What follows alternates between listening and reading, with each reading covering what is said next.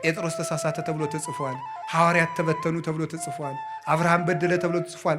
ማርያም ይህን አረገች ተብሎ አልተጻፈም። አንደበቷ ክርክም ያለ ነውር የሌለባት በቤተ መቅደስ ውስጥ ተቀምጣ መልአክ እያነጋገራት ትዕቢት የሌለባት ጥበብን የተመላች እወቁኝ እወቁኝ የማትል ልጇ በሆሳዕና እንኳን እንዲያው ግርግር ሰው ሁሉ ሲበዛ እንዴ የአምላክ እናት ፊትፊት አድርጉኝ የማትል በትህትና እስቲ እዚህ ላይ እመቤታችን እንዲህ አለች ተብሎ ሰምታችኋል? ሐዋርያት አነጠፉ፣ ገሌ ፊትፊት ሄደ፣ ጴጥሮስ እንዲህ አለ ሲባል እሷ እንዲህ ነኝ የማትል ይሄ አይገባኝም ይሄ ይገባኛል የማትል ስደት አይገባኝም ሳትል የተሰደደች መልካም ነገር ይገባኛል አክብሩኝ የማትል ትህትናን የተመላች ወርቅ። እኛ ይሄ ታቦት ከሲና ሲወርድ የለን። እኛ ይሄ ታቦት ደመና ሲጋርደው በደብረ ሲና አላየን። እኛ በስርየት መክደኛው ለሙሴ ሲነጋገረው አላየን። እኛ ይሄ ታቦተ ዮርዳኖስን ሲከፍል አላየ ነው። እኛ ግንብ ሲያፈርስ አልነበርን። እኛ ዳጎንን ሲቀጠቅጥ አላየን። እኛ ጦርነት ሲያሸንፉበት አላየን። ሳናይ የምናምን ኢትዮጵያውያን ክቡራን ነን በእውነቱ ማለት ነው።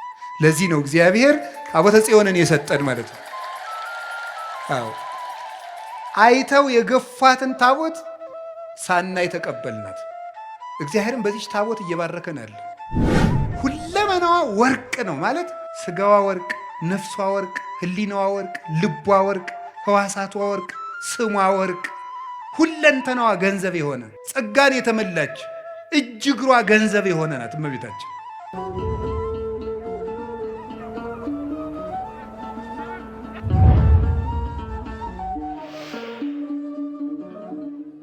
በስመ አብ ወወልድ ወመንፈስ ቅዱስ አሐዱ አምላክ። ትምህርታችን እግዚአብሔር የፈቀደልንን ያህል እንማማራለን።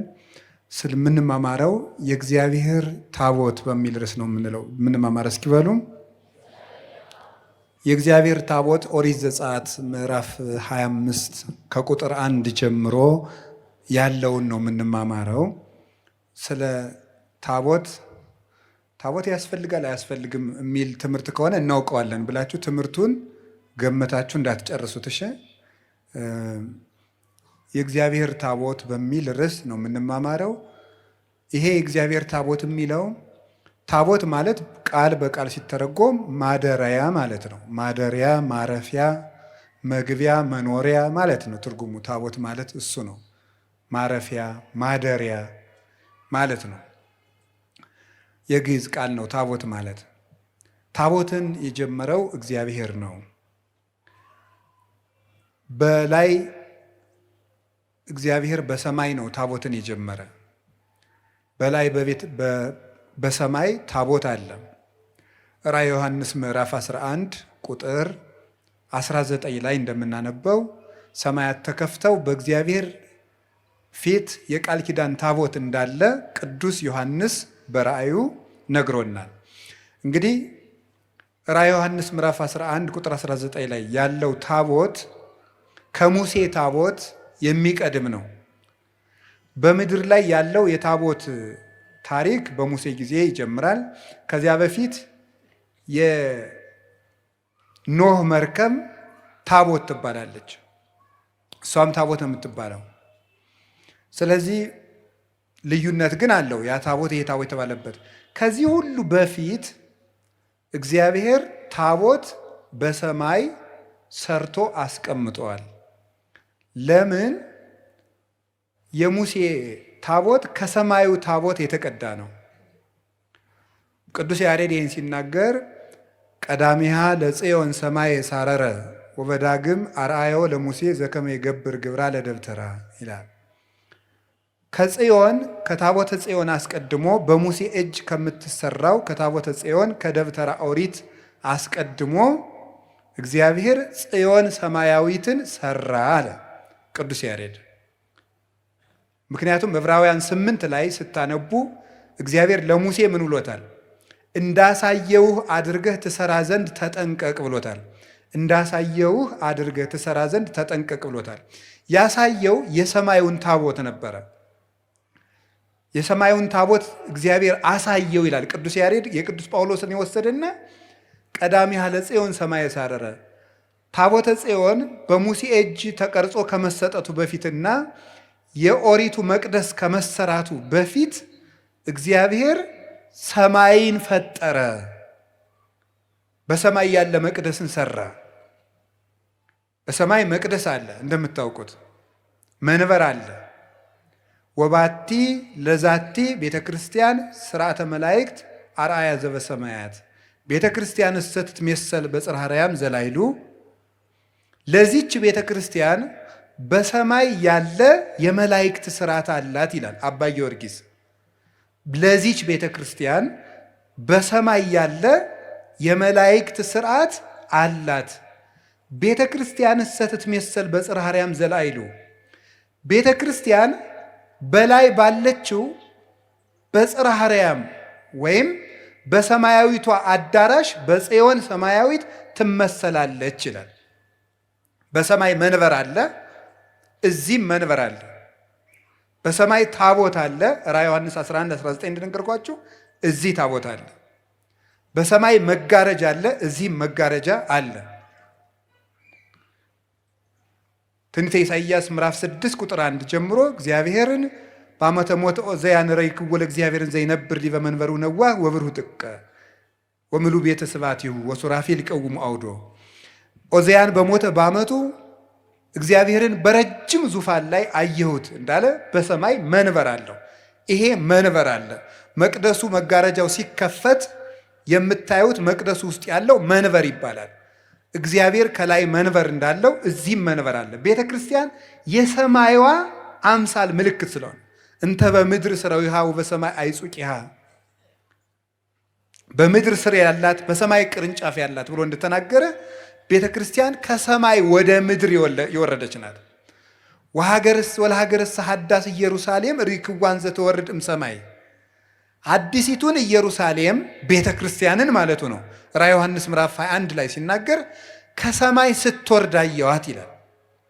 ከመመራት ዘስርጉት ለመታ ለባሏ እንደተሸለመ ሙሽራ ፍጹም ጌጥን የተመላች ነበረች። አዲሲቱን ኢየሩሳሌም ከሰማይ ስትወርድ አየኋት ያለ ቤተ ክርስቲያን ከሰማይ የመጣች ናት። ክርስትና በቀደም እንደነገርኳችሁ ከምድር ወደ ሰማይ የሚደረግ ጉዞ አይደለም። ከሰማይ ወደ ምድር መጥቶ ወደ ሰማይ የሚካሄድ መንገድ ነው።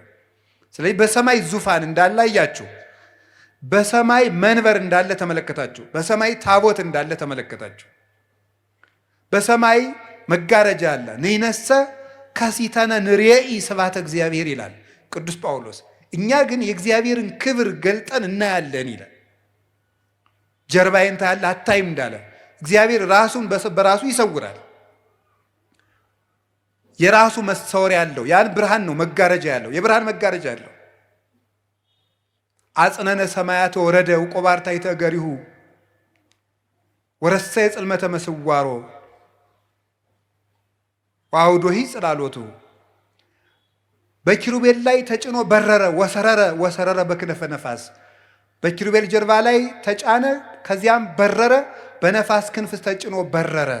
ሰማያትን ዝቅ ዝቅ አድርጎ ወረደ፣ ከእግሩ በታችም ጭጋግ አለ፣ መሰወሪያውንም ጨለማ አደረገ ይላል ቅዱስ ዳዊት መዝሙር 17 ላይ ሲናገር።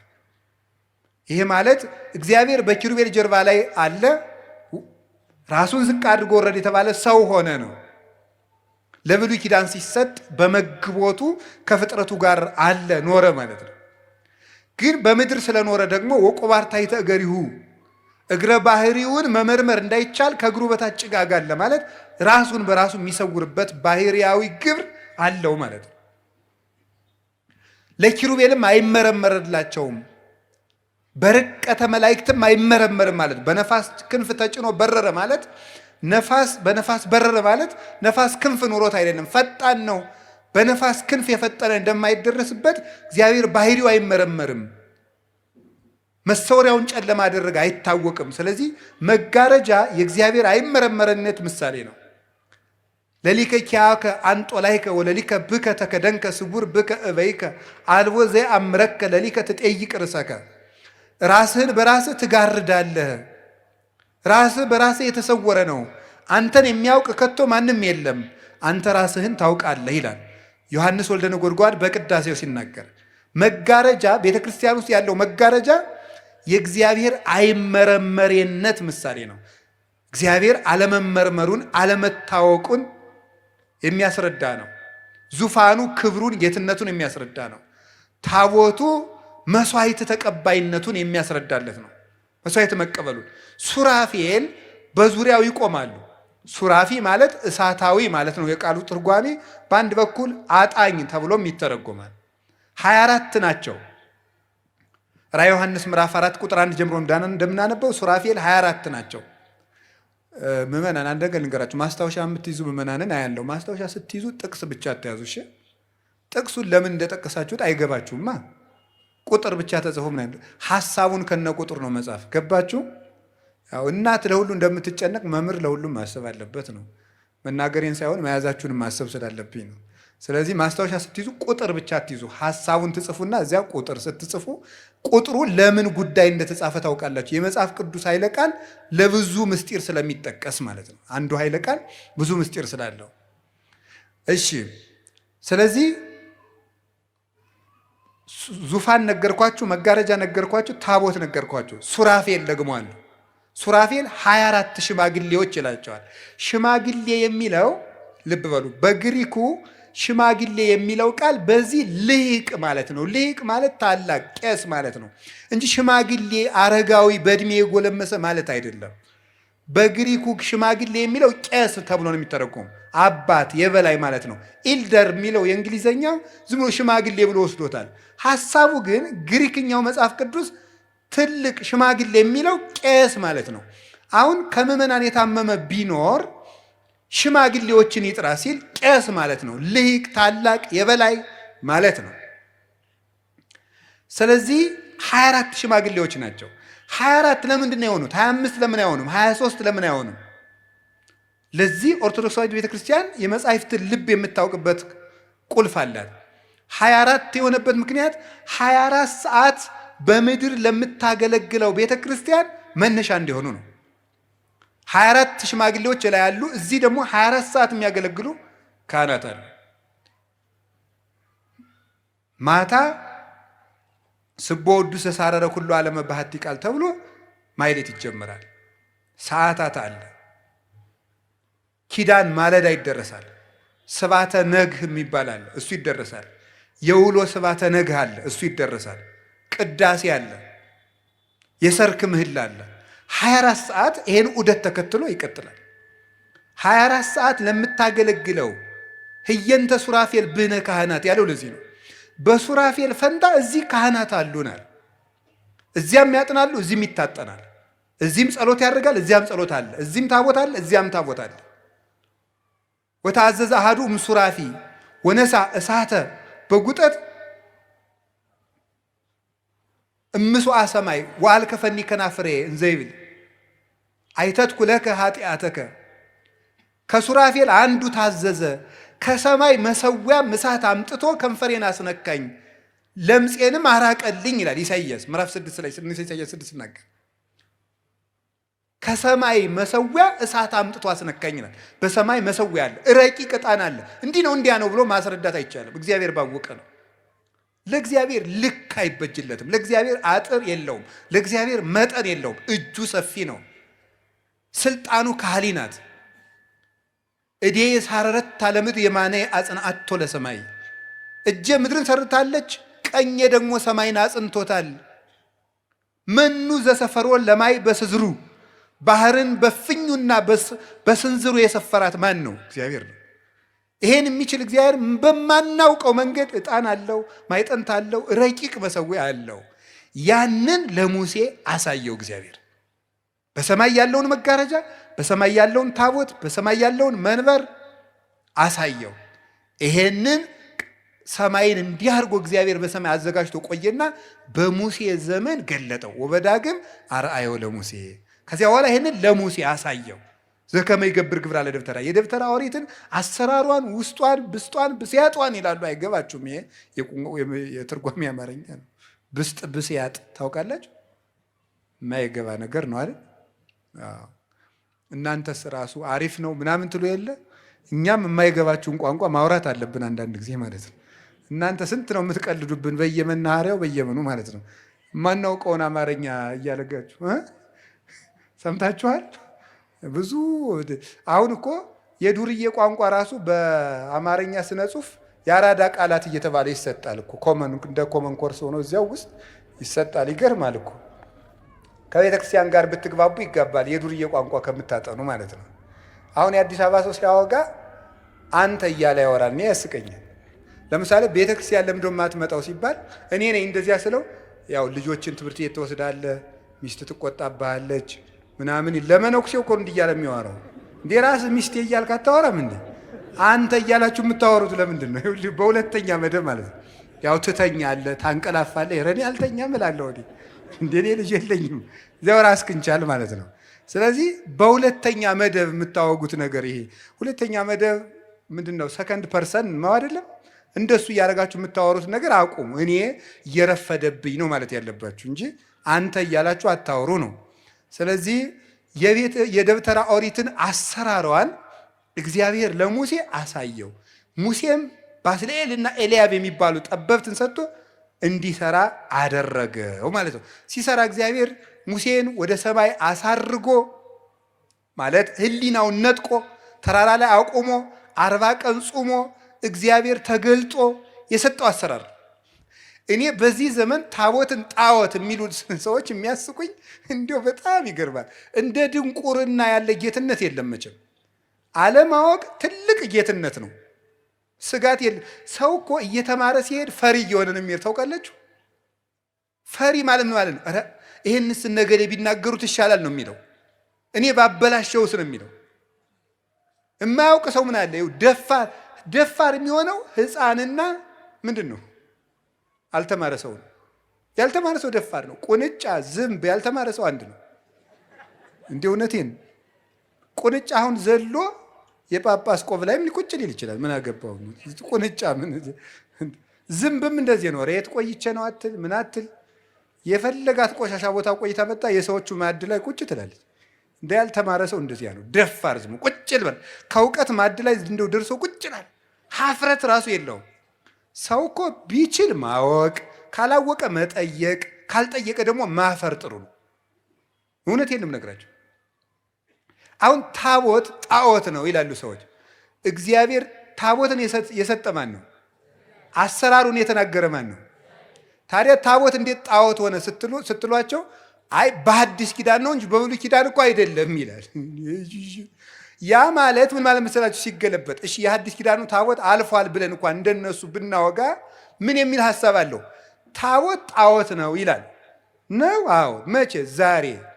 በብሉይ ኪዳንሳ ነበር።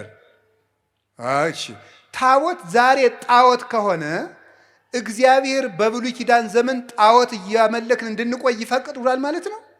አይፈቅድም። ምክንያቱም የሰጠ ታቦትን ማን ነው? እግዚአብሔር እስከተወሰነ ጊዜ ድረስ ጣዖት አምልኩ ይላል። ታቦት በብሉይ ኪዳን ዛሬ ጣዖት ከሆነ በብሉይ ኪዳንም ጣዖት መሆን አለበት። እግዚአብሔር ደግሞ ጣዖት ሊሰጥ አይችልም። በብሉይ ኪዳን ጣዖት ካልነበረ ዛሬም ጣዖት የሚሆንበት ምክንያት የለም። ታቦት የምታመልክ ቤተ ክርስቲያንም የለችም። ቤተ ክርስቲያን ታቦት አታመልክም። የምታመልከው ክርስቶስን ብቻ ነው። ማርያምን አታመልክም፣ ሚካኤልን አታመልክም፣ ገብርኤልን አታመልክም፣ አርሴማን አታመልክም፣ ገብረ መንፈስ ቅዱስን አታመልክም። እነዚህ የወንጌል ምልክቶች ናቸው። መጽሐፍ ቅዱስን እንዲሁ እኮ ይገርማል። በዘመናዊ ትምህርት እኮ ሲኒየርስ አሉ አይደል? የሉም? አሉ የሉም? አሁን ሲኒየርስ ምንድን ናቸው? መጀመሪያ አንተ ትማርና ሲያበቃ እንዴት እንደሚደረግ ተግባሩን የሚያሳዩ ናቸው። ፕራክቲከም ስትወጡ የሐኪሞቹ ለምሳሌ ኢንተርንሽፕ ነው የሚባለው። ሐኪሞቹ 5ኛ 6ኛ ዓመት ሲሆኑ ከሲኒየር ሐኪሞች ጋር ሆነው ኦፕራሲዮን ሲደረግ ያሉ ያክማሉ። ምን ይላሉ? ምንድን ነው የሚያደርጉት እነዚያ ሰዎች ሲባል እንዲህ በታሪክ የተማሩትን ቲዮሪ ወይም ንድፈ ሐሳብ የሆነውን ትምህርት በተግባር የሚሰሩት ሰዎች ናቸው ሲኒየሮቹ። ቅዱሳን በቤተ ክርስቲያን የሚተረኩበት ምክንያት የጽድቅ ሲኒየሮች ናቸው። ፕራክቲካል ቴዎሎጂ የሚያሳዩን ናቸው። ተግባራዊ ክርስትና። ጠላትን መውደድ እንደማን ነው ብንባል እንደ ገሌ ተብሎ እንድናየው ማለት ነው። የጽድቅ ይውለቅ ዋኖቻችሁን ተመልከቱ ብሎናል ቅዱስ ጳውሎስ ዕብራውያን 13 ቁጥር 7 ላይ ዋኖቻችሁን አትርሷቸው። የእግዚአብሔርን ቃል ያስተማሯችሁን ዋኖቻችሁን ተዘከሩ መኳንንቲክሙ ዘነገሩክሙ ቃል እግዚአብሔር። እግዚአብሔር ቃል የነገሯችሁ ዋኖቻችሁን አስቡ፣ በጎ ስራቸውን እያያችሁ ምሰሏቸው ይላል። እንዴት እንደሚኖር መምህር ወንጌልን ያስተምረናል። ገድለ ቅዱሳን ደግሞ ወንጌል እንዴት እንደሚኖር የተግባር ወንጌልን የሚያሳዩ ናቸው። ጻድቅ ለእንስሳ እንኳን ይራራል ይላል ሰሎሞን መጽሐፈ ምሳሌ ላይ። ለእንስሳ ሲራሩ አቡነ ገብረ መንፈስ ቅዱስ እናያለን፣ አቡነ ተክለ ሃይማኖትን እናያለን። ለእባብ እንኳን የሚራሩ እናያለን እና አቡነ በጸሎተ ሚካኤልን እናያቸዋለን። እነዚህ የወንጌል ምልክቶች ናቸው።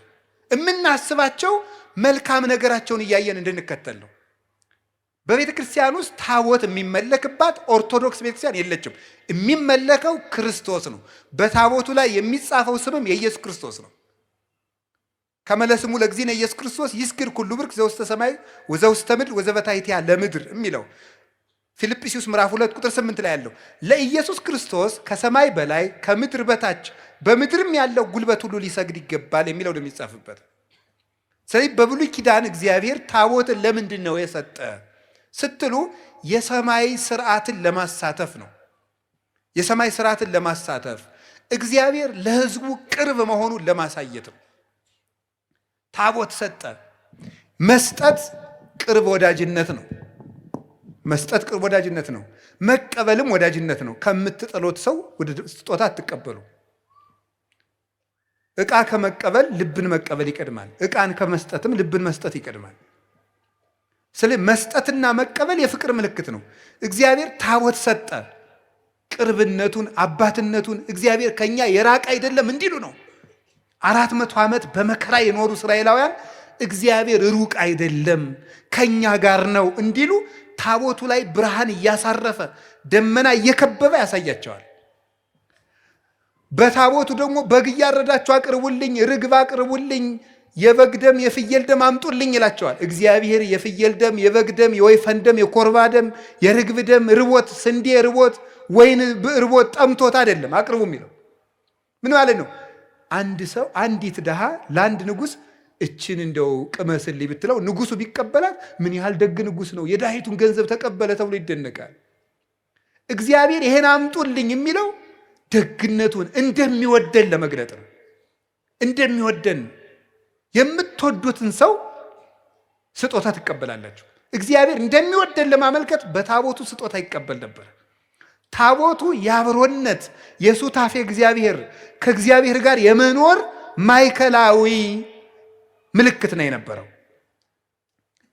እግዚአብሔር ሩቅ ነው እንዳይሉ ይሄ ታቦት ምን እንዳደረገ እንዴት እንደተሰራ ልንገርባችሁ። ከማይነቅዝ እንጨት ነው የተሰራው። ዘጸአት ምዕራፍ 25 ቁጥር 1 ጀምሮ ከማይነቅዝ እንጨት። በደንብ ስሙ ምዕመናን። ሌሎች የቤት ስራ ሲሰጧችሁ አንድ ጥቅስ አንጠልጥላችሁ ትመጣላችሁ። እኛ ስናስተምራችሁ አስሙን እንዲሁ ምን እንዲሁ ቅዱስ ጳውሎስ እኮ እንዲሁ እንደዚህ ያለ አዚም ማን ያደረገባችሁ እንዲሁ እባካችሁ ንገሩኝ አለ። እንዲገር ማን ነው እንደዚህ ያለ አዚም የነገራ እንዲሁ ያደረገባችሁ አለ። እስቲ ስሙ፣ እውነቴን ነው። ከማይነቅዝ እንጨት ከግራር እንጨት ቁመቱን ክንድ ከስንዝር ወርዱን ክንድ ከስንዝር አቆልቋዩን 2 ክንድ ከስንዝር አድርገው በውስጥና በውጭ በወርቅ ለብጠው 4 ቀለበት አብጅለት። በእግዚአብሔር ዕጣት የተጻፉ 10 ቃላት ያለበትን ጽላት በታቦቱ ውስጥ አስገብተህ አኑር አለው። 2 ክንድ ከስንዝር ክንድ ከስንዝር ክንድ ከስንዝር ምንድን ነው ይሄ? ታቦት ይሄን አደረገና ሰራ። በወርቅ ለበጠው። 4 ቀለበት አደረገለት። 4 ማዕዘን ቢሆን እንደዚህ 4 ማዕዘን ቢሆን እዚህ ላይ 1 ቀለበት አለው፣ እዚህ ላይ 1 ቀለበት አለው፣ እዚህ ላይ 1 ቀለበት አለው፣ እዚህ 1 ቀለበት አለው። አንዱ መሎጊያ በዚህ ይገባል። 2 መሎጊያ ነው ያለው። በሁለቱ ቀለበቶች እንደዚህ ይገባል። አንዱ መሎጊያ በሁለቱ ቀለበቶች ይገባል። እንደዚህ አድርገው 4 ሰዎች ከፊት ይሸከሙታል። ከዚያ በኋላ ምን አደረገ መስላችሁ? በስሬት መክደኛው ላይ ታቦቱን እዚያ ውስጥ ጽላት የሚባለው 10 ቃላት የተጻፉበት ነው። ታቦት የሚባለው ጽላቱ የሚገባበት ነው። እዚያ ውስጥ 10 ቃላት ተጽፈዋል። ታቦቱ ከገባ ጽላቱ ታቦቱ ውስጥ ከገባ በኋላ የስሬት መክደኛ የሚባል አለው። የስሬት መክደኛ የሚባል መግጠሚያው ማለት ነው። እግዚአብሔር በስሬት መክደኛው በኩል ተገልጬ አነጋግርሃለሁ አለ። በቃል ኪዳኑ ታቦት በስሬት መክደኛው ላይ ካንተ ጋር እሆናለሁ ተገልጬም አነጋግርሃለሁ። ዘጸአት 25:22 ላይ ሲናገር በስሬት መክደኛው የስሬት መክደኛ። ከዚያ በኋላ በዚህ መሰረት እስራኤል ታቦት ያቀርባሉ፣ መስዋዕት ያቀርባሉ፣ እግዚአብሔር ይቀበላቸዋል። ሙሴም ሆነ አሮን ህዝቡን መምራት ሲጀምሩ ሲፈልጉ ወደ ደብተራ ኦሪት ይገቡና በስሬት መክደኛው በኩል የእግዚአብሔርን ፈቃድ ይጠይቃሉ። እግዚአብሔር በስሬት መክደኛው በኩል ቃል ይነግራቸዋል። ታቦቱ ካረፈበት ቦታ ላይ እግዚአብሔር ደመና ይጋርዳል፣ ብርሃን ያሰፍራል። የምስክር ታቦት፣ የቃል ኪዳን ታቦት ይለዋል። ታቦቱ ባረፈበት ቤተ መቅደስ ላይ በድንኳኑ ላይ ደመና ከቦ ይታያል፣ ብርሃን ይሰፍርበታል። ከዚያ በኋላ እስራኤልን እረፉ ማለት ነው ትርጉም። እዚያ ውስጥ አርፈው ይሰነብታሉ። መሄድ ሲያስፈልግ ደግሞ ሰፍሮ የነበረው ደመናና ብርሃን ተነስቶ መምራት ይጀምራል። ያን ጊዜ ሂዱ ማለት ነው ብለው ሙሴና አሮን ይሄን ያውቁና እግዚአብሔር ይነሳ ጠላቶችም ይበተኑ የሚል ጸሎት ጸልየው ታቦተ ጽዮንን አንስተው ይሸከሟታል። ተሸክመው መንገዳቸውን ይጀምራሉ። እሷ ሳትንቀሳቀስ መንገድ መጀመር አይፈቀድም። የእግዚአብሔር ታቦት ሲነሳ ህዝቡም አብሮ 600 ሺህ ህዝብ አብሮ ይጓዛል። ስለዚህ ይሄ ታቦት የእግዚአብሔር ብርሃን የሚያርፍበት፣ የእግዚአብሔር ደመና የሚያርፍበት፣ መስዋዕት የሚያሳረጉበት፣ የእግዚአብሔርን ድምፅ የሚሰሙበት፣ እግዚአብሔር ከነሱ ጋር የሚሆኑበት፣ መንገዳቸውን የሚመራቸው ነበረ። መጽሐፈ ኢያሱ ምዕራፍ 3 ቁጥር 3 ላይ ሲናገር የእግዚአብሔር የቃል ኪዳን ታቦት ተነስቶ በሄደ ጊዜ ከየቤታችሁ ወጥታችሁ ተከተሉት ብሏቸዋል። መንገድ የሚጀምሩት ታቦቱ ጉዞ ሲጀምር ነው። ወዴት ነው የሚሄዱት? ወደ ርስት፣ ወደ አባቶቻቸው ርስት ሲሄዱ መሪያቸው ታቦት ነው። የሚመራቸው በታቦቱ ላይ እግዚአብሔር ነው። ሙሴም ካረፈ በኋላ መጽሐፈ ኢያሱ ምዕራፍ 1 ላይ እንደምንናገረው ዮርዳኖስን ሲሻገሩ መጀመሪያ በዮርዳኖሱ ወንዝ ላይ የገቡት ታቦት የተሸከሙ ካህናት ናቸው። ታቦት የተሸከሙ ካህናት በዮርዳኖስ ሲገቡ እስራኤል በደረቅ ተሻገሩ። ይሄ ታቦት አሻጋሪ ነበር ማለት ነው። ነጥቦችን ትይዟልኛላችሁ። ከእግዚአብሔር ጋር የሚነጋገሩበት ነበር። የኃጢአት ይቅርታ የሚያገኙበት ነበር። የእግዚአብሔር ብርሃን የሚሰፍርበት ነበር። የእግዚአብሔር ደመና የሚከበው ነበረ። የመንገዳቸው መሪ ነው። ወንዝ አሻጋሪያቸው ነበረ። ቀጥለው ኢያሪኮ ሲደርሱ ኢያሪኮ በግንብ የታጠረች ናት። የኢያሪኮን ግንብ ለማፍረስ እልል እያሉ የዞሩት ታቦቱን ተሸክመው ታቦት ተሸክመው ሲዘሩ የኢያሪኮ ግንብ ፈረሰላቸው። ስለዚህ ርስት እንዳይወርሱ አጥር የሆነባቸውን ግንብ ያፈረሱት ታቦት ተሸክመው ዙረው ለእግዚአብሔር እልልታ አቅርበው እንዲህ ብለው ምድረ ርስት ገቡ።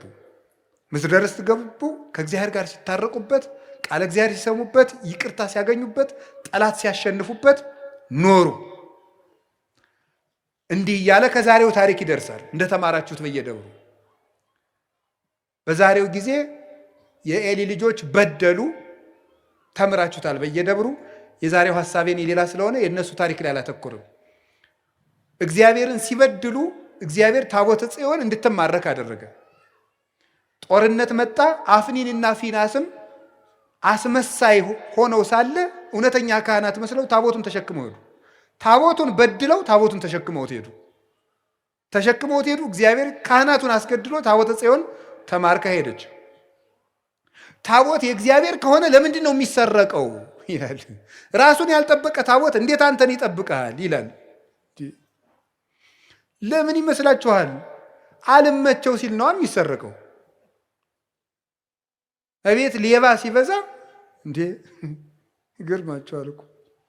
ምን አንድ የበረሃ አባት የተናገረው ልንገራችሁ።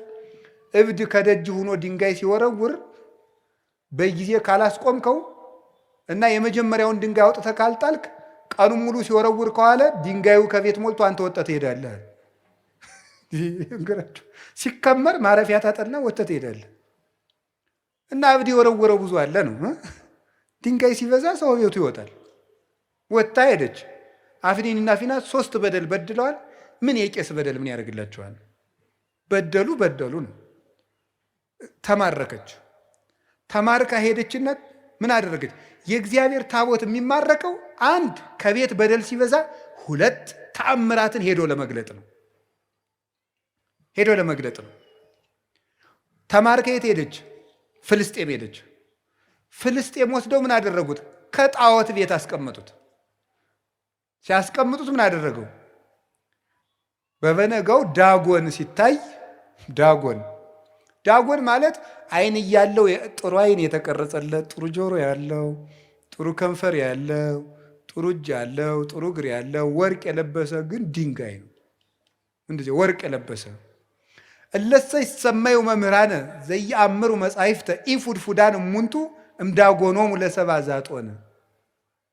በቃ አልተረጉምም። ለእናንተ ከነደዳችሁ ግዕዝ ተማሩ። ዳጎን ማለት ያ ነው። አሁን ለሊቃውንቱ የነገርኳቸው ማለት ነው።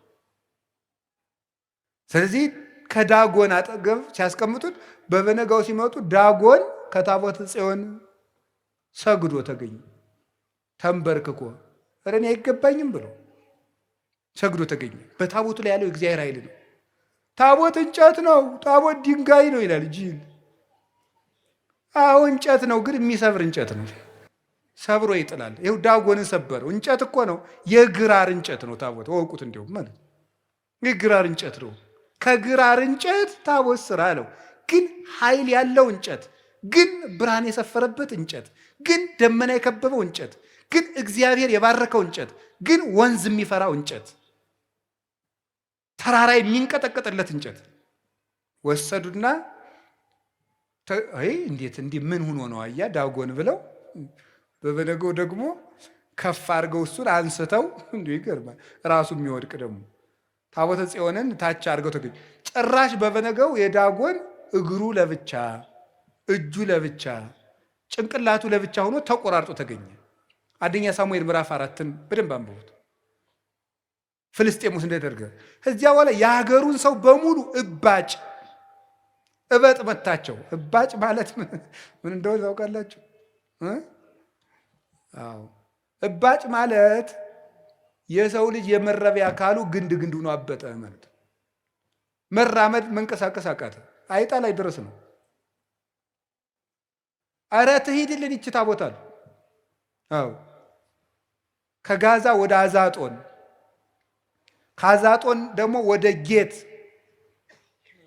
ከጌት ደግሞ ወደ አስቀሎና ላኳት። እንደዚህ ያርገ የሀገሩን ሰው ሁሉ እየፈጀች ጠንቋዮች ቢጠየቁ የለም ይችን የእግዚአብሔር ታቦት ካልመለሳችሁ ሰላም አይመጣም ማለት። እሺ ብለው ምን አደረጉ? የወርቅ አይጥ አምጥታባቸው ነው። እንግዲህ የእግዚአብሔርን ንብረት መውሰድ የቤት አይጥ ያመጣል። አይጥ አመጣችባቸው። የወርቅ አይጥ ሰሩና እጅ መንሻ ለእግዚአብሔር ሰጥ አድርገው በሁለት ጊደሮች ጀርባ ላይ ጭነው ታቦተ ጽዮንን ሰደዷል። ላሞቹ ወደ ቤታቸው ዘወር ሳይሉ ወደ ግራም ወደ ቀኝም ሳይሉ ታቦተ ጽዮንን ተሸክመው ሄዱ። ሄደች፣ ከአቢዳራ ቤት ገባች። የአቢዳራን ቤት ባረከችለት ታቦተ ጽዮን። አንደኛ ታቦተ ጽዮን አሸንፋ የመጣች ታቦት፣ ሁለተኛ ደግሞ ምን አደረገች? በረከት የሰጠች ታቦት። የአቢዳራን ቤት ባረከች። ከአቢዳራ ተነስታ ደግሞ ወደ ኢየሩሳሌም ስትመለስ በቅዱስ ዳዊት ዘመን ሁለተኛ ሳሙኤል ምዕራፍ 6 ላይ እንደምትመለከቱት ስትመለስ ደግሞ መንገድ ላይ የአቢዳራ ልጆች እየነዱ ሲወስዱ ዘንበል ስትል ኦዛ የሚባለው ሰው ሁለተኛ ሳሙኤል ምዕራፍ 6 ቁጥር 7 ላይ እደግፋለሁ ሲል መልአኩ መጥቶ እጁን ቆረጠው ይላል። ለምንድነው እጁን የቆረጠው? ክህነት ሳይኖረው ታቦትን መንካት ስለማይገባ ነው። መንካት ስለማይገባ እጁን። ስለዚህ እዚህ ታቦት እንጨት ነው፣ ግንሳ ሳይገባቸው የሚዳስሱትን እጃቸውን የሚቆርጥ ነው። ምናልባት ዛሬ ሰርቆ ይኸው እየዳሰስኩት ነው ልትል ትችላለህ። ነፍስን ምን ያህል እንደቆረጣት ግን አታውቅም። ከእግዚአብሔር እንዴት ባለ ሰይፍ ቆርጦ እንደጣለና እንደለየ አታውቅም። የሚሳለቁበትም ይኖራል። ይሄን ነው ታቦት የሚሉት ይላል። እስቲ እኔን ምን አረገኝ ይላል። ይሄ ማለት ምን ማለት መሰለ? ክርስቶስን በጥፊ እየመታ እስቲ ክርስቶስ ምን ታረገናለህ እንደማለት ነው። እና አይሁድ ክርስቶስን በጥፊ እየመቱ ማቴዎስ 27 ላይ ማን ነው የመታህ እስቲ ተናገር፣ እስቲ ከመስቀል ውረድ ብለው ስለተሳለቁበት እሱ ምንም ስላላደረጋቸው ክርስቶስ ተሸነፈ ማለት ነው አይደለም።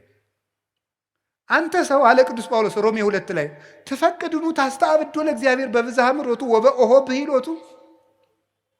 አንተ ሞኝ እግዚአብሔር ሰላም አውሎ ስላሳደረ እየበደልከው ስላልቀሰፈህ እግዚአብሔርን ሞኝ ልትለው ተወዳለህ? እንዲህ አለ። ስለታገስ ትዕግስትን ጅልነት ታደርጋለህ። ወባይቱ በአምጣነ ኢትኔስ ትዘግ መቅሰፍተ ለርእስከ። ነገር ግን ንስሐ እንዳለመግባት ለራስህ ፍዳን ታከማቻለህ። ኢተአምሩኑ ከመሳሂሉ ለእግዚአብሔር ኪያከ ያገርር ሀበ ንስሐ። የእግዚአብሔር ቸርነት አንተን ለምሕረቱ ለመጥራት ነበር እንጂ እንድትጠፋበት አልነበረም አለ። ስለዚህ የእግዚአብሔር ታቦት ሳይገባቸው የሚነኩትን የሚቆርጥ ነው። ከዳዊት ቤት መጣች። ቅዱስ ዳዊት ትሑቱ የእግዚአብሔር ታቦት ወደ እኔ ትመጣን ዘንድ እንደምን ይቻላል? በሙሉ ኃይሉ ወለብሰ ኤፉደ ቅኔሁ ዘያሐይድ ዓይነ ይላል። ዓይንን የሚበዘብዝ ወርቅ ለብሶ በሙሉ ኃይሉ ነበር የሚዘምረው ቅዱስ ዳዊት እየዘለለ ደስ እያለው የእግዚአብሔር ታቦት ወደ እኔ ሊመጣ አይገባውም ብሎ እየዘለለ አመሰገነ። እንደምታውቁት እዛ ሁለተኛ ሳሙኤል ምዕራፍ 6 ላይ ሜልኮል የምትባለው በመስኮት አይታ ሳቀችበት ይላል። እግዚአብሔር ማኅፀኗን ዘጋው። በእግዚአብሔር ታቦት ላይ ለሚቀርብ ምስጋና ተቃውሞን የሚያቀርቡ ሰዎች ማኅፀናቸው ይዘጋል። ይሄው እኔ እቃወማለሁ እና እየወለድኩ ነው ሊል ነው ደግሞ አንዱ ይመጣልና ይጅሉ ማኅፀን እኮ ብዙ አይነት ማኅፀን አለ። የአእምሮ ማኅፀን አለ። የነፍስ ዘግቶብሃል እኮ ቆልፎብህ ነው የምትለፈልፈው እንደ ሞንታርቦ። ልጅ ብቻ አይደለ ልጅ የሚወልደው ማኅፀን ብቻ አይደለም። ኢሳይያስ እኮ ትንቢተ ኢሳይያስ ምዕራፍ 46 ላይ ምን ይላል? ጸነስነ በይንተ ፈሪሆትከ ሐመምነ ወለድነ ይላል። አንተን መፍራትን ጸነስን፣ ምጥ ያዘን፣ ወለድን ይላል። ፈሪሃ እግዚአብሔርን መጽነስ አለ፣ ምግባር መውለድ አለ። ማኅፀን የሚባለው ልጅ የሚወልደው ብቻ አይደለም፣ አይምሮም ማኅፀን ነው። ያንን ይዘጋዋል እግዚአብሔር። የምሕረት ማኅፀን ይዘጋል፣ በር ይዘጋል እግዚአብሔር። እንዲህ ያደረገች ዳዊትን ግን ባረከችው እና የእግዚአብሔር ታቦት እንዲህ ኃይል ስታደርግ ኖራ ኖራ ኖራ ኖራ ኖራ በቀዳማዊ ሚኒሊክ አማካኝነት ህዳር 21 ቀን ኢትዮጵያ መጣች እላችኋለሁ። ህዳር 21 ቀን አክሱም የገባችበት ቀን ነው። 4 ማረፊያዎች ነበሯት። አንዱ መርጡለ ማርያም ይባላል፣ ምስራቅ ጎጃም ውስጥ ነው። መርጡለ ጽዮን ነበር የምትባለው። አንዱ ሳፍ ጽዮን ይባላል፣ ጣና ቂርቆስ ነው። እኔ የመጣሁበት ገዳም ነው። እዚያ አርፋለች። 4ቱ የጽዮን መንበሮች ነው የሚባሉት። አንደኛው ተድባበ ጽዮን ይባላል፣ ወሎ ውስጥ የሚገኝ ነው፣ ደቡብ ወሎ ውስጥ። አንደኛዋ አክሱም ጽዮን ናት። መጨረሻ ላይ ዛሬ አርፋ የምትገኘው አክሱም ነው። ህዳር 21 ቀን አንደኛ ከዚያ የገባችበት ቀን ነው። ሁለተኛ በግራኝ መሐመድ ጊዜ ታቦተ ጽዮን በስደት ዝዋይ ገዳም ቆይታለች። እዚህ ዝዋይ ቆይታ ግራኝ ካረፈ በኋላ ተመልሳ አክሱም የገባችው ህዳር 21 ቀን ነው። ስለዚህ ታቦተ ጽዮን ይህን ሁሉ ኃይል አድርጋ መታ። ኢትዮጵያውያን እኮ ወርቅ ህዝቦች ነን በእውነቱ። ኢትዮጵያውያን ብንሆን ማለት ነው። ኢትዮጵያውያን ኮቴሽን እግዚአብሔር የሚላት ኢትዮጵያ ማለት ነው። እናንተ በያፋችሁ የምትሏትን ኢትዮጵያ አይደለም ነው የሚለው። እግዚአብሔር የሚላት ኢትዮጵያ። ኢትዮጵያውያን ብንሆን ይገርማችኋል እኮ ኢትዮጵያ ትላላችሁ እንዴ? ብፁዓን ነን በእውነት ብፁዓን። እንዴት እኛ ይሄ ታቦት ከሲና ሲወርድ የለን እኛ ይሄ ታቦት ደመና ሲጋርደው በደብረ ሲና አላየን። እኛ በስርየት መክደኛው ለሙሴ ሲነጋገረው አላየን። እኛ ይሄ ታቦት ዮርዳኖስን ሲከፍል አላየ ነው። እኛ ግንብ ሲያፈርስ አልነበርን። እኛ ዳጎንን ሲቀጠቅጥ አላየን። እኛ ጦርነት ሲያሸንፉበት አላየን። ሳናይ የምናምን ኢትዮጵያውያን ክቡራን ነን በእውነቱ ማለት ነው። ለዚህ ነው እግዚአብሔር ታቦተ ጽዮንን የሰጠን ማለት ነው። አዎ አይተው የገፋትን ታቦት ሳናይ ተቀበልናት። እግዚአብሔርን በዚች ታቦት እየባረከን ነው። ይህንን ታቦት ነው እግዚአብሔር ወደሚወዱት አምጥቶ ሰጠ። በታቦተ ጽዮን እግዚአብሔር ይባርከን። ህዳር 21 ቀን ታቦተ ጽዮን ስደቷ እንዳበቃ የኢትዮጵያን ስደትና መከራ በቃ ይበለን መድኃኔዓለም። የእግዚአብሔር ታቦት ምን ያደርጋል? እስቲ የእግዚአብሔር ታቦት በሉ። ምን ያደርጋል በሉ። እግዚአብሔር ይነጋገርበታል በሉ። ምን ያደርጋል በሉ። ደግሞ የኃጢአት ይቅርታ ያሰጣል በሉ። ምን ያደርጋል በሉ። እግዚአብሔርን እንሰማበታለን። ምን ያደርጋል በሉ። የእግዚአብሔር ብርሃን ያርፍበታል። ምን ያደርጋል በሉ። የህይወት መንገድን ይመራል። ይሄ ማለት የህይወት መንገድ ክርስቶስ ነው ይላል። እንዲሁ ሞኝ እንቁራሪት አሉ ማታ ማታ ባህር ውስጥ የምትጮህ ባህር ውስጥ እኔ ብቻ ያለው እየመሰላት ነው አሉ። እንዲሁ ይገርማል። ጨዋታ ነው፣ እሺ ጨዋታ ነው። ሰው ነው ያለኝ። የእንቁራሪት ጩኸት የሚጮህ አለ። እሱ የሚያውቃትን ጥቅስ እኛ ያልገባን የሚመስለው ማለት ነው። በመምህር አምላክ ሊኖር አይደለም እንዴ? አሁን ብድግልና መንገድም ህይወትም እኔ ነኝ ነው ያለ ኢየሱስ ይላል። እኔ ያውቀው የለ እሱን ሞኝ እንዴ? ይሁን አባቶች በዜማ በሰዓታት ሲሉት በሰማቸው እዚህ ምን አንቀጽ ለሀባቡ ፍኖት ዘመንገለ ወላዲው ሲሉ ሌሊት ታጥቀው ሲሉት በሰማቸው። ዝም ብሎ በአፍ ብቻ አይደለም እኮ የሚሉት እንዴ። ሞገስነ ወክብርነ ቀርነ መድኃኒትነ እንቅልፋቸውን ከልክለው ነው። በልተው ጠጥተው ሱፍ ለብሰው መጥተው አጊጠው አይደለም የሚሉት። ታጥቀው እንቅልፋቸውን ትተው ሞገስነ ወክብርነ ቀርነ መድኃኒትነ ውእቱ ኢየሱስ ክርስቶስ አሩት ሰናይ መጾር ቀሊል ውእቱ ኢየሱስ ክርስቶስ ፄው ዘአጣሞ ለልሱ ውእቱ ኢየሱስ ክርስቶስ አልጫውን ያጣፈጠ ቀላል ቀንበር የለዘበ ሸክም ቀላል ሸክም እጥፍ ድርብ መክሊት ያልተሰራ ልብስ መመኪያ ዘውዳችን ክብራችን የምንመክትበት የደህንነታችን ቀንድ እርሱ ኢየሱስ ክርስቶስ ነው ሲሉት ነው የሚያድሩ። እንቅልፋቸውን ትተው ታጥቀው የሚዘምሩ አባቶቻችን ይሄን ነው። ወደ ክርስቶስ ጋር የምንገናኝበት ጠረጴዛ መስዋዕት የምናቀርበት ታቦት ጠረጴዛ ይባላል። እሺ ጠረጴዛ ይላል። እንዲህ ጠረጴዛ ግዕዝ ነው። ጠረጴዛ ማለት መንበር፣ ማረፊያ፣ ማሳረፊያ ማለት ነው። እሺ ጠረጴዛ ይባላል። ንጹህ ጠረጴዛ፣ የመስዋዕት ጠረጴዛ ይባላል። ስለዚህ ያ ታቦት የመንገዳቸው መሪ ነበር። እንዳትረሱ የነገርኳቸውን። ያ ታቦት ወንዝ አሻግሯቸው ነበረ። የእግዚአብሔር ታቦት ምን ያደርጋል? ይመራል። የእግዚአብሔር ታቦት ምን ያደርጋል? ያሻግራል። የእግዚአብሔር ታቦት ምን ያደርጋል? የተዘጋ ግንብ ያፈርሳል። የእግዚአብሔር ታቦት ምን ያደርጋል? ርስት ያወርሳል። የእግዚአብሔር ታቦት ምን ያደርጋል? ዳጎንን ይቀጠቅጣል፣ ትዕቢተኞችን ያዋርዳል። የእግዚአብሔር ታቦት ምን ያደርጋል? አሸንፎ ይመለሳል። የእግዚአብሔር ታቦት ምን ያደርጋል? የገባበትን ቤት ይባርካል። የእግዚአብሔር ታቦት ምን ያደርጋል? የነካውን ሁሉ ይቆርጣል፣ የደፈረውን። የእግዚአብሔር ታቦት ምን ያደርጋል? የተሳለቁበትን በር ይዘጋል። የእግዚአብሔር ታቦት በረከት ያድላል። እግዚአብሔር በረከትን ያድለን። እሺ አሁን ርዕሳችን ምንድን ነው? በሉ ንገሩኝ እንጂ። አቤት አቤት። እሺ ትክክለኛይቱ የእግዚአብሔር ታቦት ማናት? እሱን ነው ማስተማር የፈለግነው። ይሄ ሰም ነው እንግዲህ እስካሁኑ ማለት ነው። የእግዚአብሔር ታቦት ማርያም ናት። እስቲ የእግዚአብሔር ታቦት ማርያም ናት በሉ።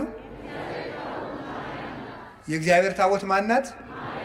ማርያም። በጣም ግሩም ነው። እመቤታችን ማርያም ናት። ዛሬ እጥፍ ድርብ ደስታ ነው። በሰንበት ላይ ደብረ ዘይት እንደሚሉት አባቶቻችን ታቦተ ጽዮን ላይ እመቤታችን ያለችበት ነው። የእግዚአብሔር ታቦት ለምንድን ነው የምንላት?